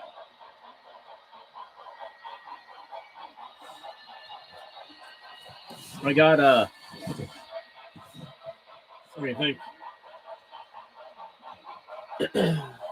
My Union Pacific E8 Proto 2000. That's at my girlfriend's place. That's DCC and sound. I have a Proto 2000 Conrail SD45. That's DCC sound. Oh yeah, I got a New York Central E8, but that's also at my girlfriend's. DCC and sound. When I can find an old P2K for a good deal that's factory DCC and sound, I try to jump on it. Like I say, but it has to be a really good deal. Like I'm talking no more than $100 Canadian kind of deal.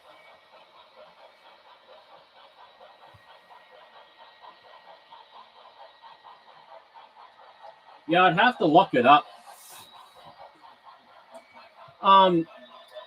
I can, Nick, but a lot of the DC locomotives don't like it. Some will run okay, but a lot of them won't. Unfortunately.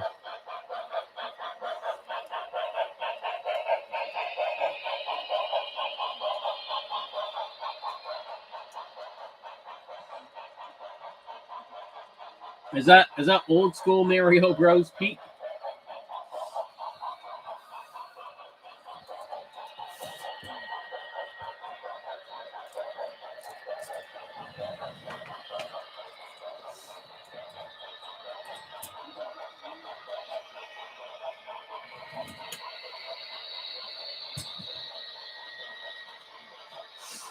I'll be right back.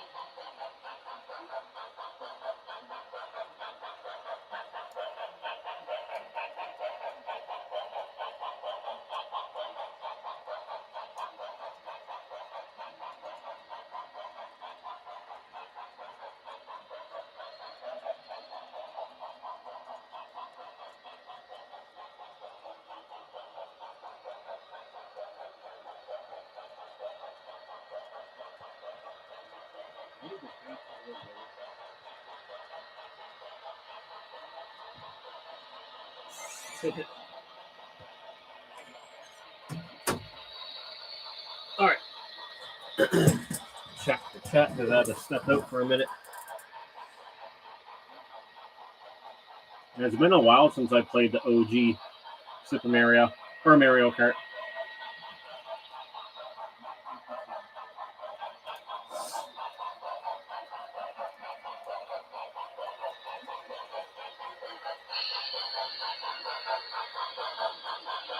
Oh man, I love dinosaurs.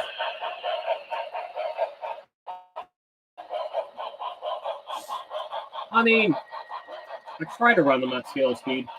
A lot of the modern ones, the decoders are factory set, so they can only do their scale speed unless you go in and change it.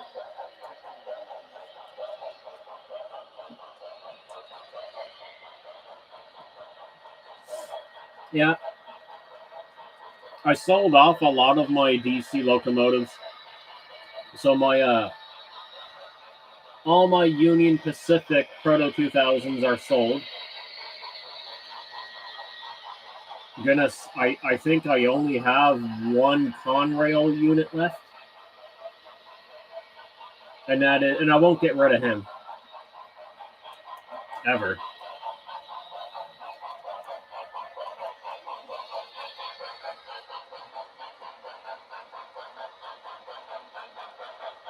Oh, yes, do it, man. I definitely want to see it.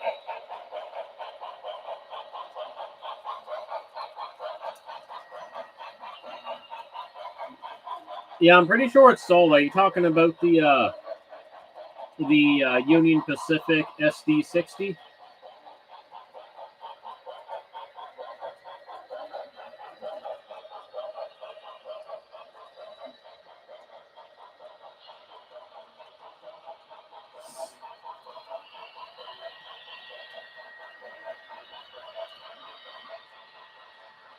Oh, 12 by 5, nice.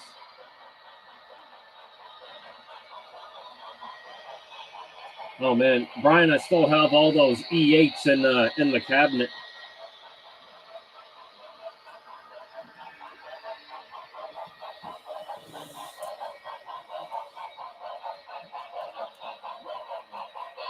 Red and gray. Oh, the Atlas, the Canadian Pacific Atlas, the maroon and gray. Yeah, that's sold. Sold it about 2 weeks ago.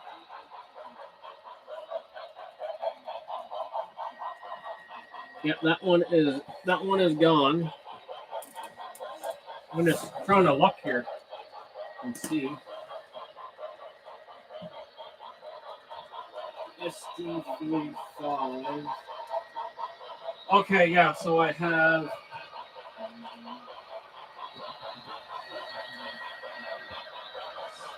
Trying to see here what I got.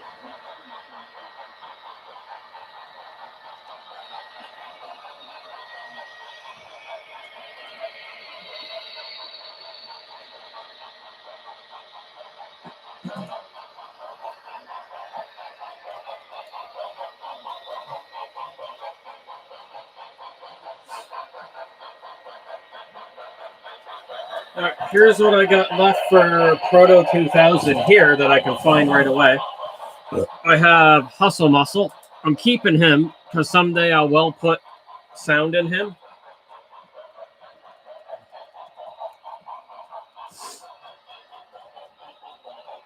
And we got good old Con Hell Yeah.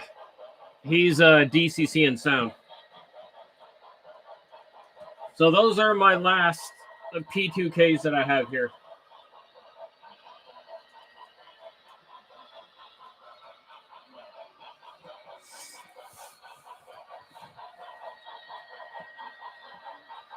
I even sold I sold 6 of my Bachmann Spectrum last week. Like I say, unfortunately, like I'm just getting rid of the DC stuff. Yeah, man, I'll never get rid of him. He's he's fully loaded.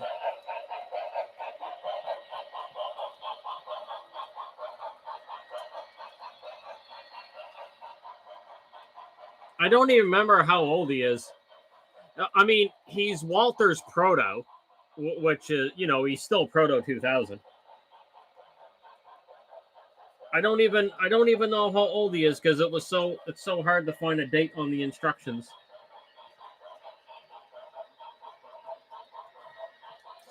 And I wish I could find this guy with DCC and sound, but I can't. Hustle Muscle's epic. I love Hustle Muscle.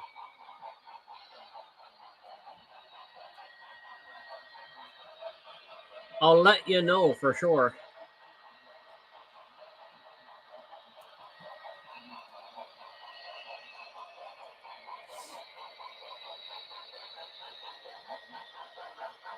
Yeah, we were all talking about Hustle Muscle one evening. It was a while ago now. Reading up on his story. He's in a museum now.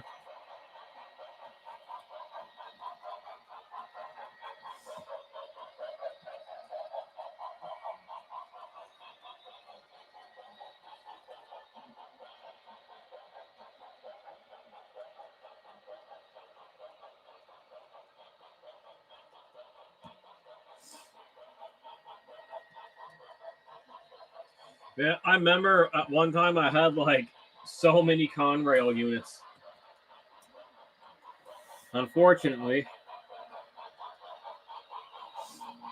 I got rid of most of them.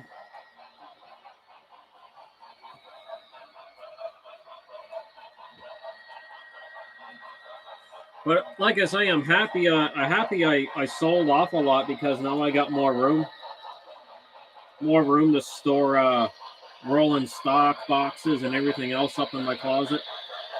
So, in a way, I'm very happy. I'm not. I'm not even sad about getting rid of all the locomotives.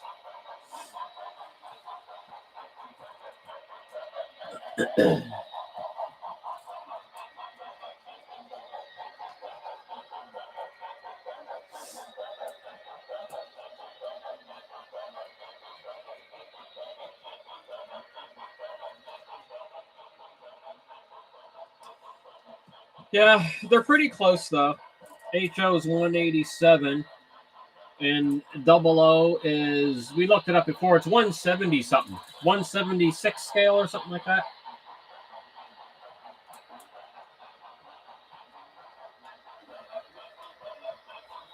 No, no, there's no rolling stock I'm getting rid of.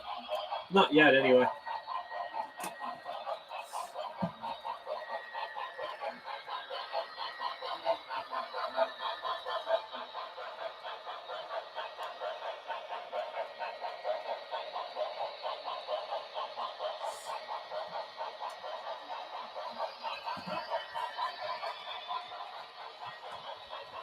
Here we'll rip Union Pacific around another loop and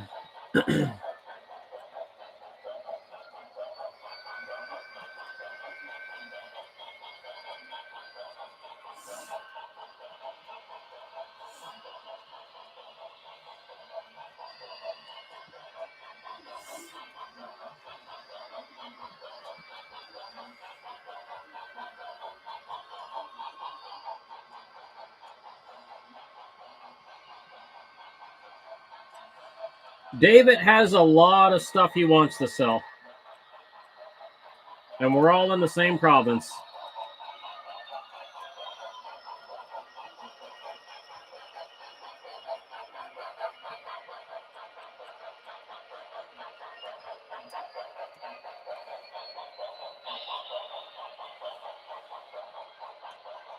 Now, my girlfriend's place is a little closer to Cape Breton.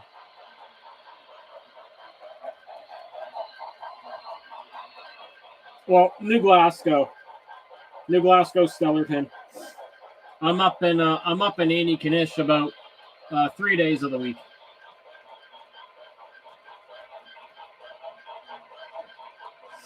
So Friday, Saturday, Sunday, I'm up in Antigonish, and then I'm back down in Stellarton Monday to Thursday.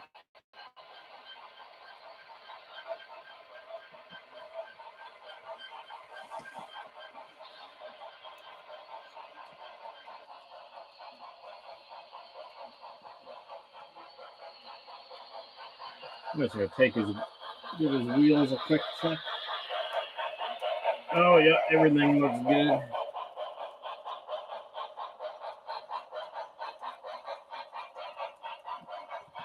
Yeah, we'll put the Con Hell Yeah on there. It's been a little while since I ran him.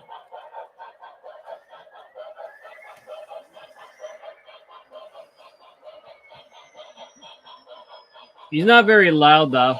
I think I turned him down. Can't recall. Oh, this is funny. Conrail, Holland Union Pacific. I'm sure weirder things have happened.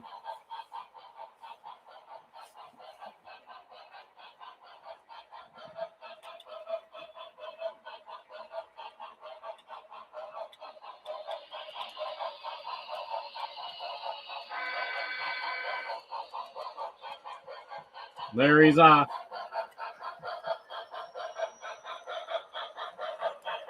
I don't think we'll hear his horn over the Blue Goose. Or I'll mute the goose.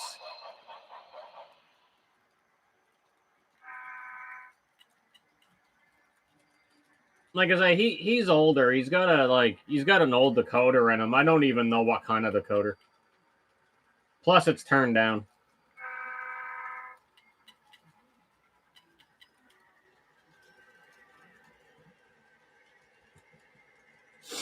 I'd have to look at the box.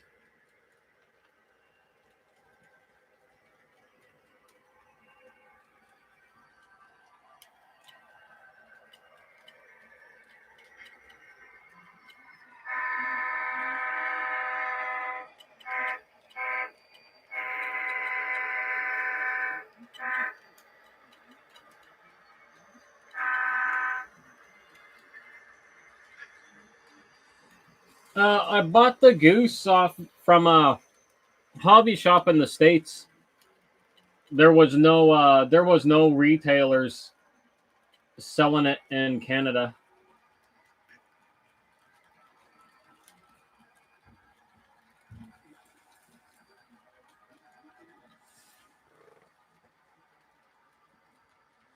The exact name of the hobby shop I'd have to look up at the receipt.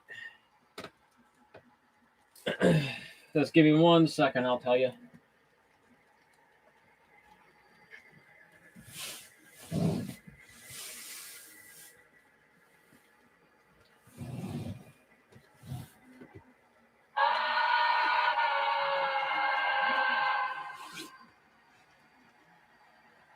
Oh yeah.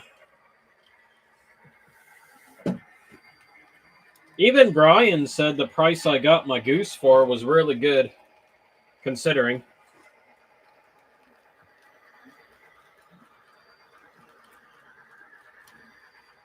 Because it's definitely not a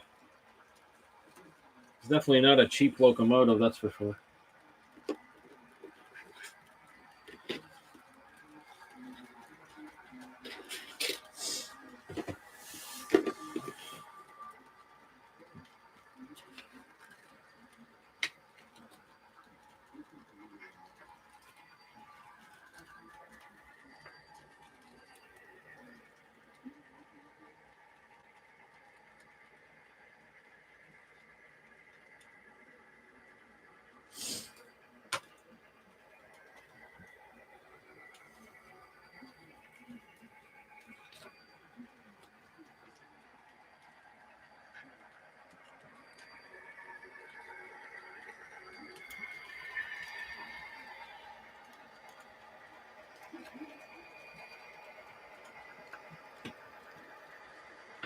Order date February 6, 2025. It doesn't say the name of the hobby shop. I'd have to look up on my eBay. But after taxes and shipping, so the subtotal, and this is in US dollars, the subtotal was 654 USD. And then I had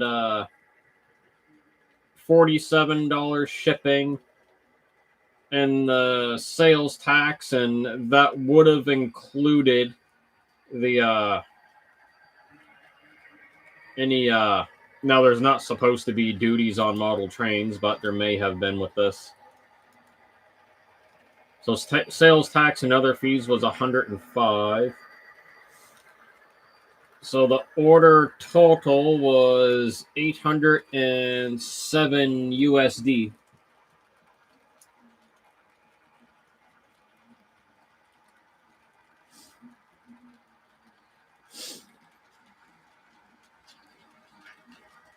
But it came from Lockport, Illinois.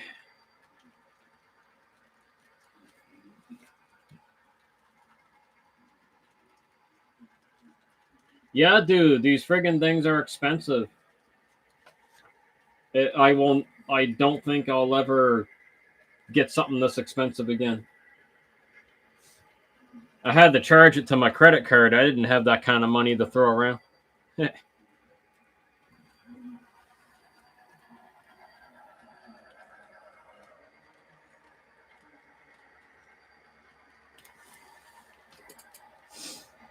Yeah, it's a brass hybrid locomotive. They're very expensive.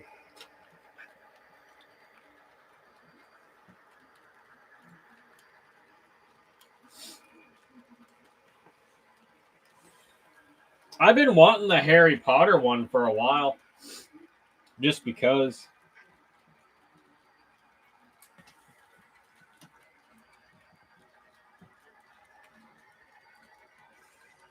What is that? 807.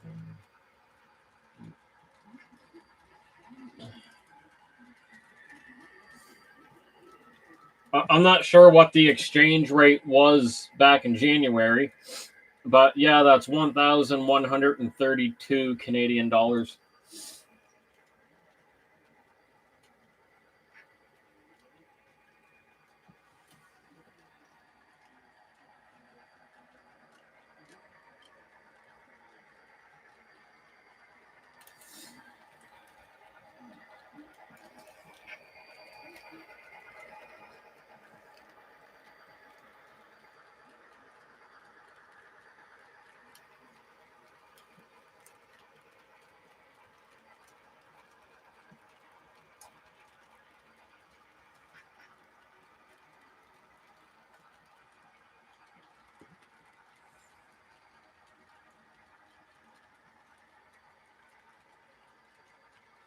So if we minus the shipping, if we pretend the shipping is not a charge, give me a second. Oh, wrong button.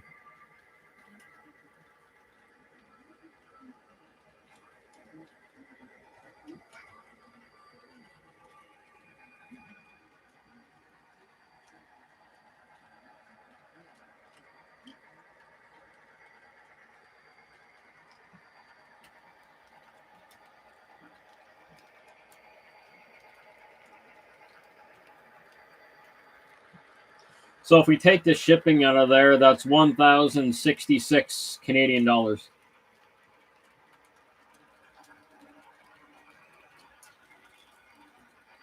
All right, Nick, thanks for stopping in, my friend.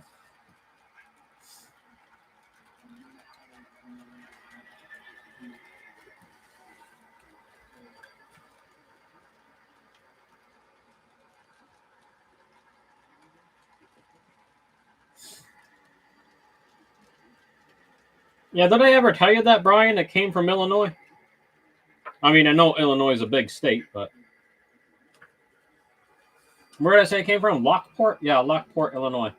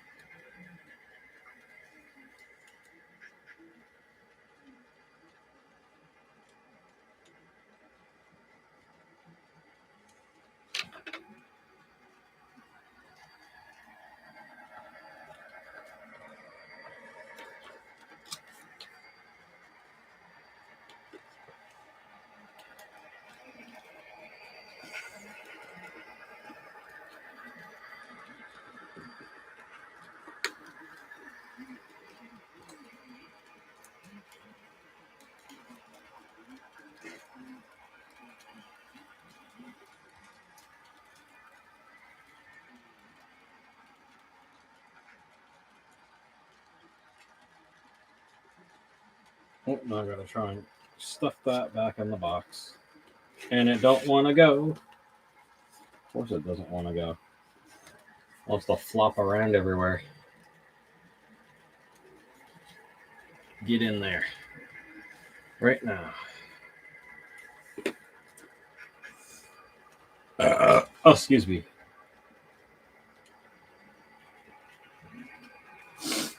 All right, Pete. Thanks for stopping in again. You have yourself a good night, too.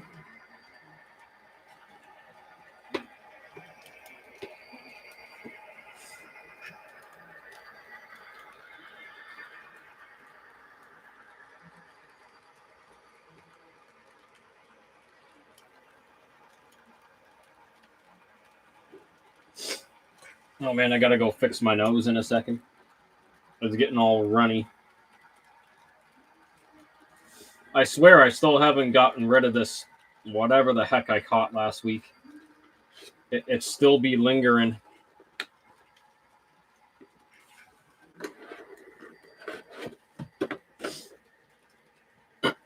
still be hitting me hard.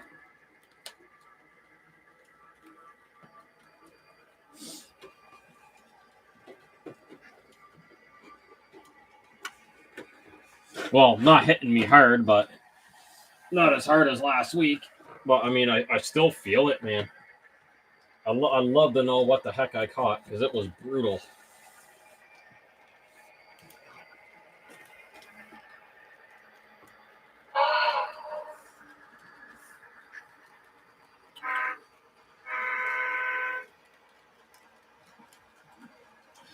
I'm curious as to. Yep, exactly. I got a runny sneezoid. Oh, let me go fix that.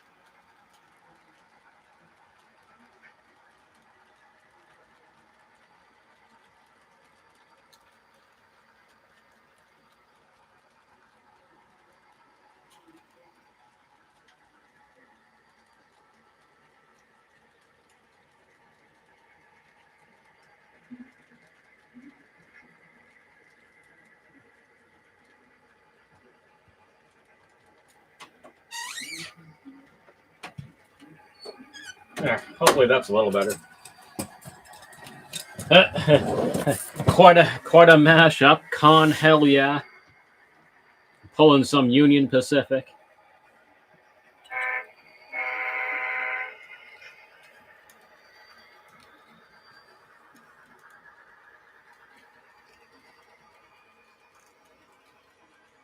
Oh no, that's a rough one. Unclean.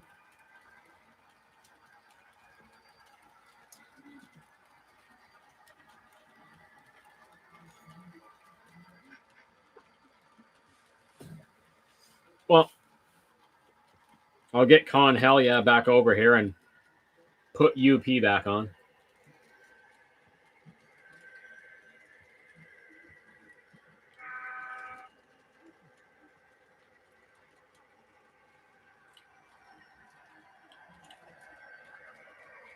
It might be an old soundtracks decoder in it.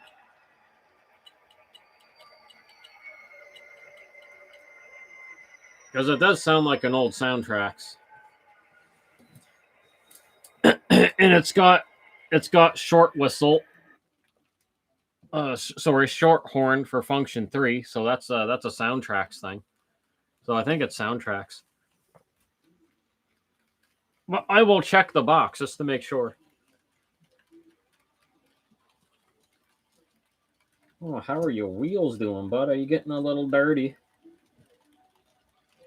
Are you getting dirty? You're very resilient for not having keep alives.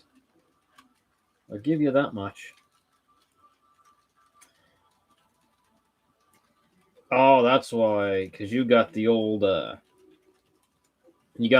square bearings in you. Yeah, this old design got really good pickups.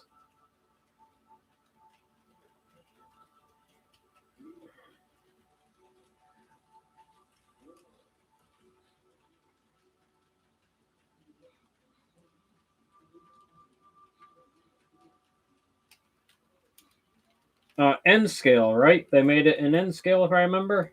Was it N scale? I knew they made it. I just didn't remember what scale it was. That's why some of these Atherans got such good pickup, because they got the even the modern Genesis. Some of them still use those square bearings. David, remember those?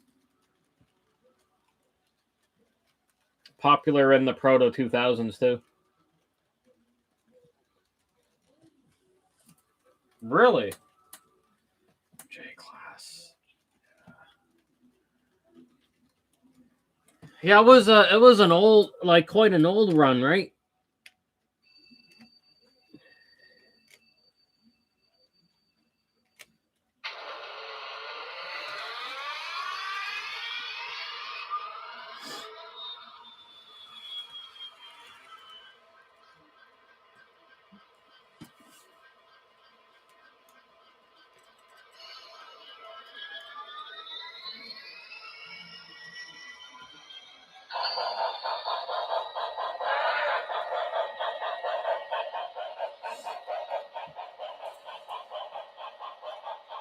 Paragon 3. Okay. No. I don't know why I thought it was N scale. They did it. Well, was I wrong? I was off a little bit.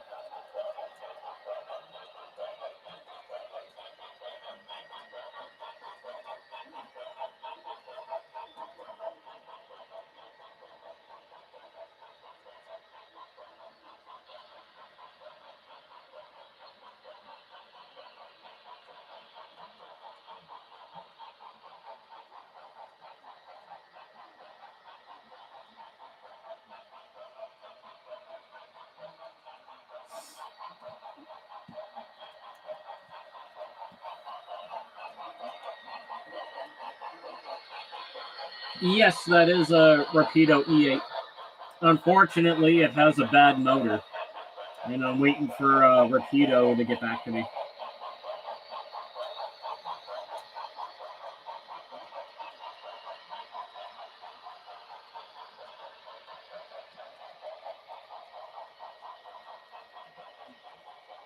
Motor is not very good in it.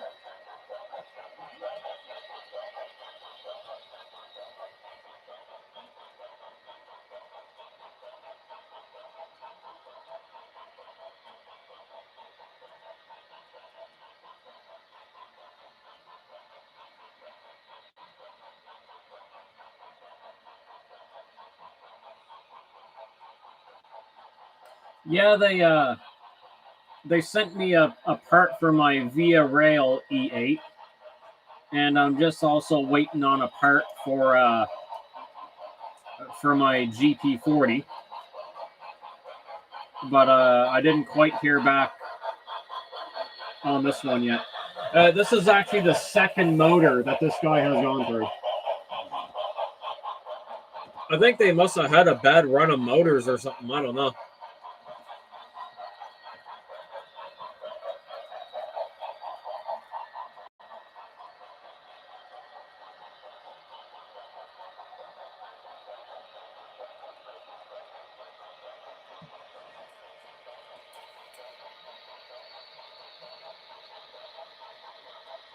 I never got to experience any of their steam locomotives. Maybe someday.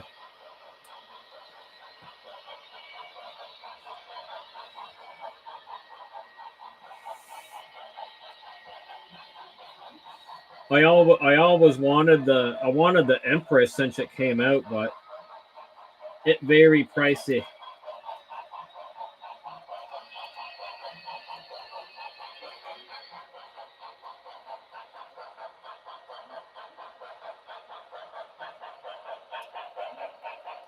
And not just that, it's very, I'm not hating on Rapido or anything, but it's very pricey for a plastic loco.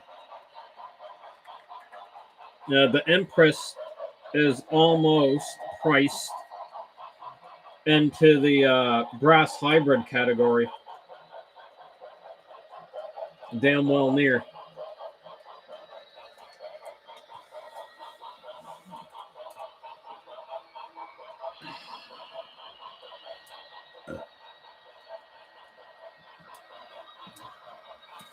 And like I say, I'm not hating on it. I would love to have one, but to give you a perfect example, so the last price I seen on the Empress was a little over $900, and to give you a comparison, so my Blue Goose, this is a brass hybrid, and we know brass ain't cheap, and it's got it's fully loaded, it's got smoke unit, everything, and it was after taxes and everything was said and done, I got it for 1,066 Canadian dollars.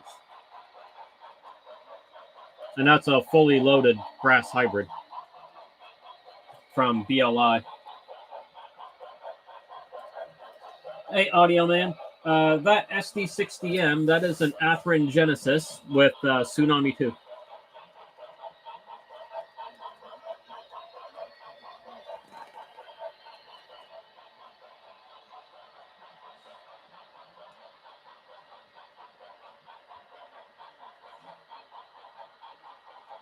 Have you seen... Now, I got my smoke unit turned down. It does work better than what it does right now. But have you seen one of the water smoke units? Those are impressive. I have two of Hornby's steam locomotives, and they have the water smoke generators, and they're pretty impressive. And another thing too, cameras have a hard time picking up the smoke. It's better in person.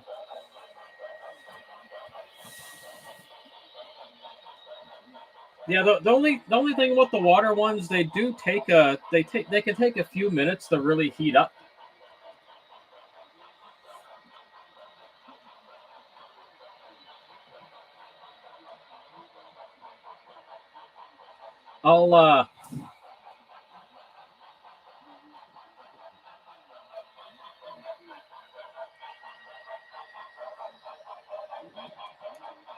If you want, I'll put my Scotsman on for a minute. Like I say, it'll probably take a few minutes for it to kick in, but they're pretty cool. Just bear with me a second.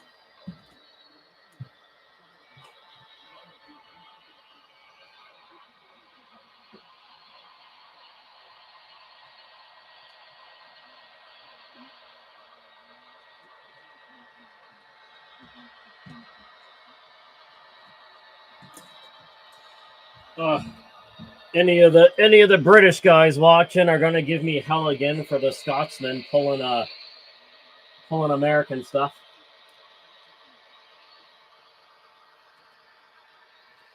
All right, Goose, you go chill right here.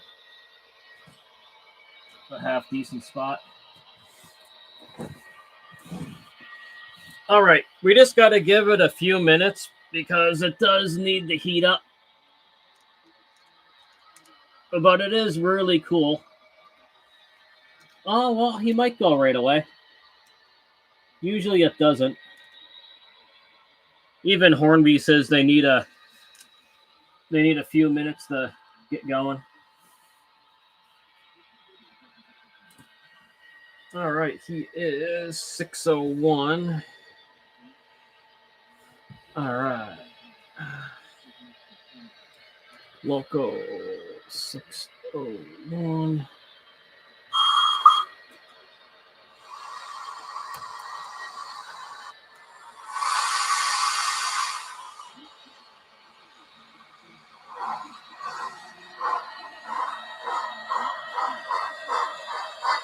I'll try and get in a good spot in the camera here.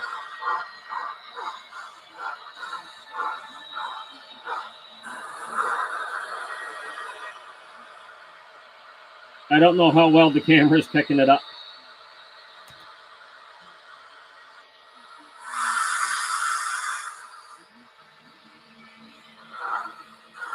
There we go. Are you seeing that, Nicholas?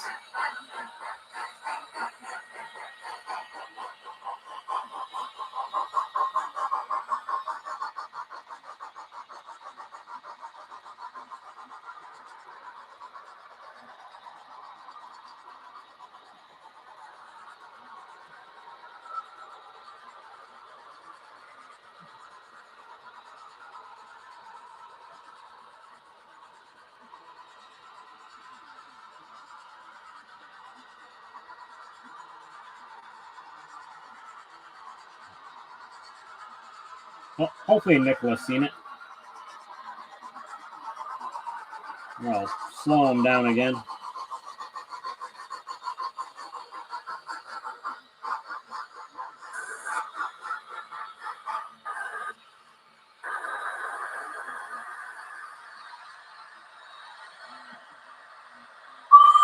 All right, let's wait for Nicholas's opinion if he's seen it. Let's get a big spray of smoke again. Oh yeah, I love that. I love that. It's so good.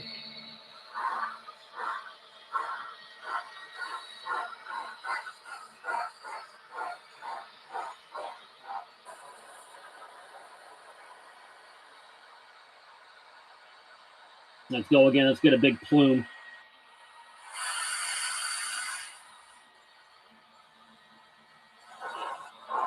Yeah, man, the water is amazing. And I don't, it's probably not filled up all the way either. So, and also you can go into the CVs and intensify it.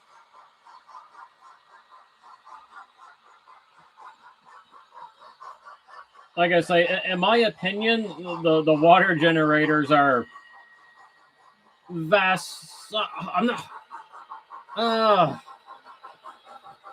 and I'll reframe it. In my experience, the water generator is superior to the smoke oil, to the regular oil ones.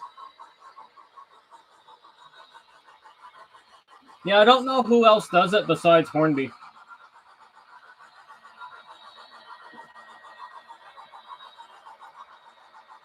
But it does come with its flaws. Like you do get water bubbles, and if you get a water bubble, you just blow in it, or just keep just keep a little piece of toilet paper with you and just kind of dab it.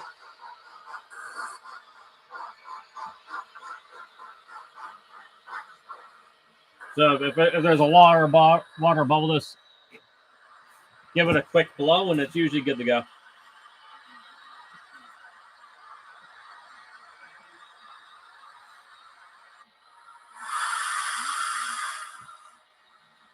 Let's give him a little more throttle here.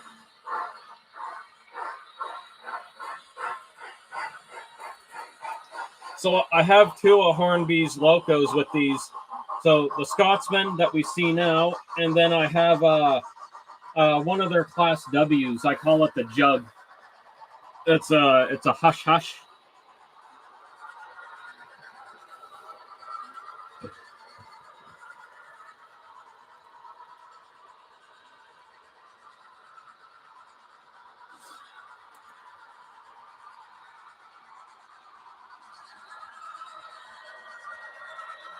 David can explain that a little bit. The a little bit of water, like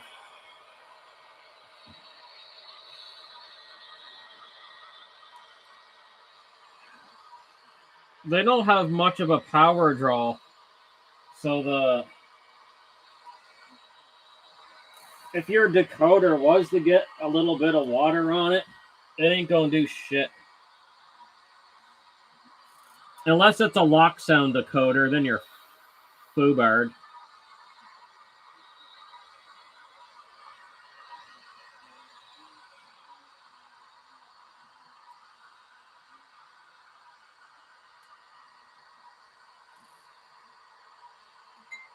He takes three mils, and he's good.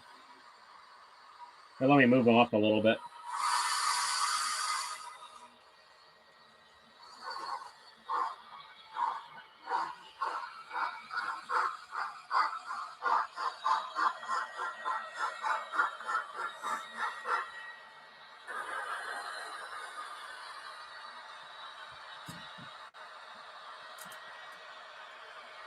Oh no, whatever Hornby did, if the chip was to get wet, it doesn't do anything. I know David explained it to me one time. You can drive an HO scale locomotive through a puddle, and it literally will not do a thing.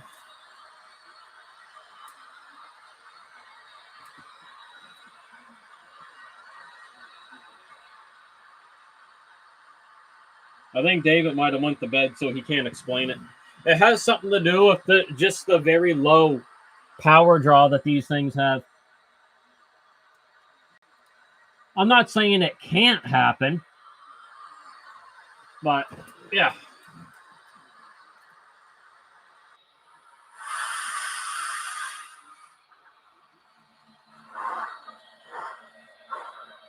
There we go.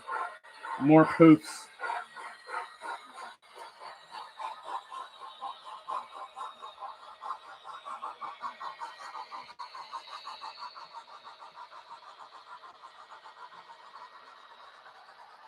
I don't know. I'm curious to see how Hornby did it. There is a tank, and from what I know, the tank, unless it breaks, the water can only come out the same way it went in.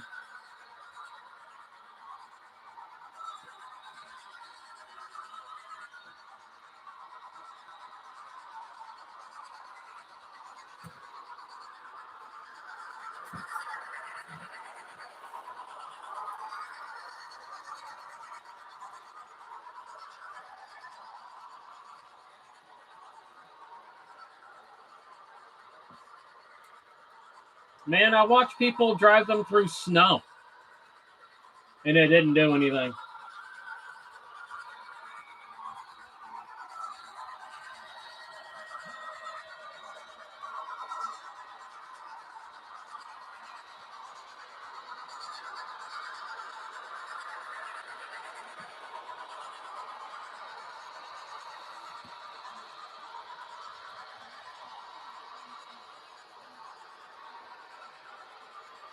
And David just said if it's DC. So it must have been the DC locos.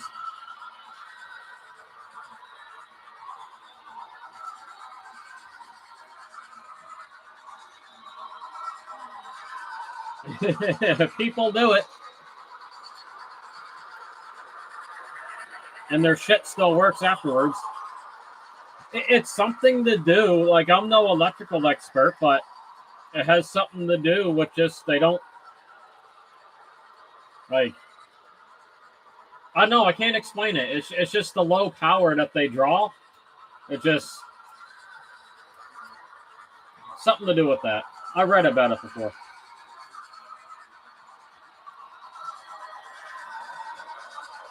All right, my friend. I'll message you tomorrow.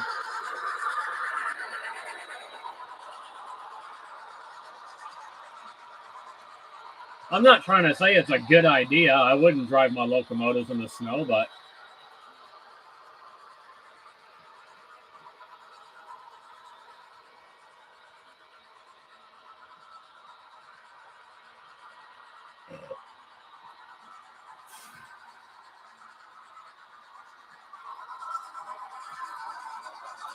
alrighty.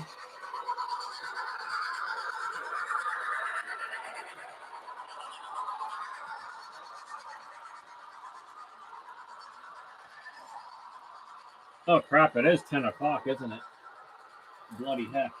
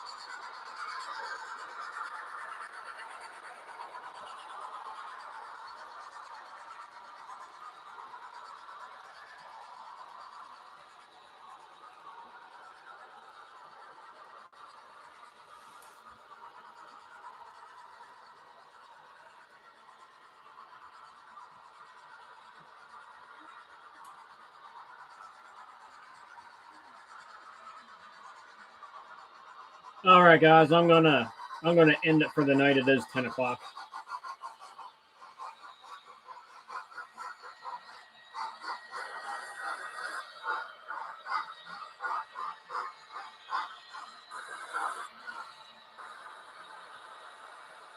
It is getting late. But everyone take care. Have a good night. Thanks for joining in.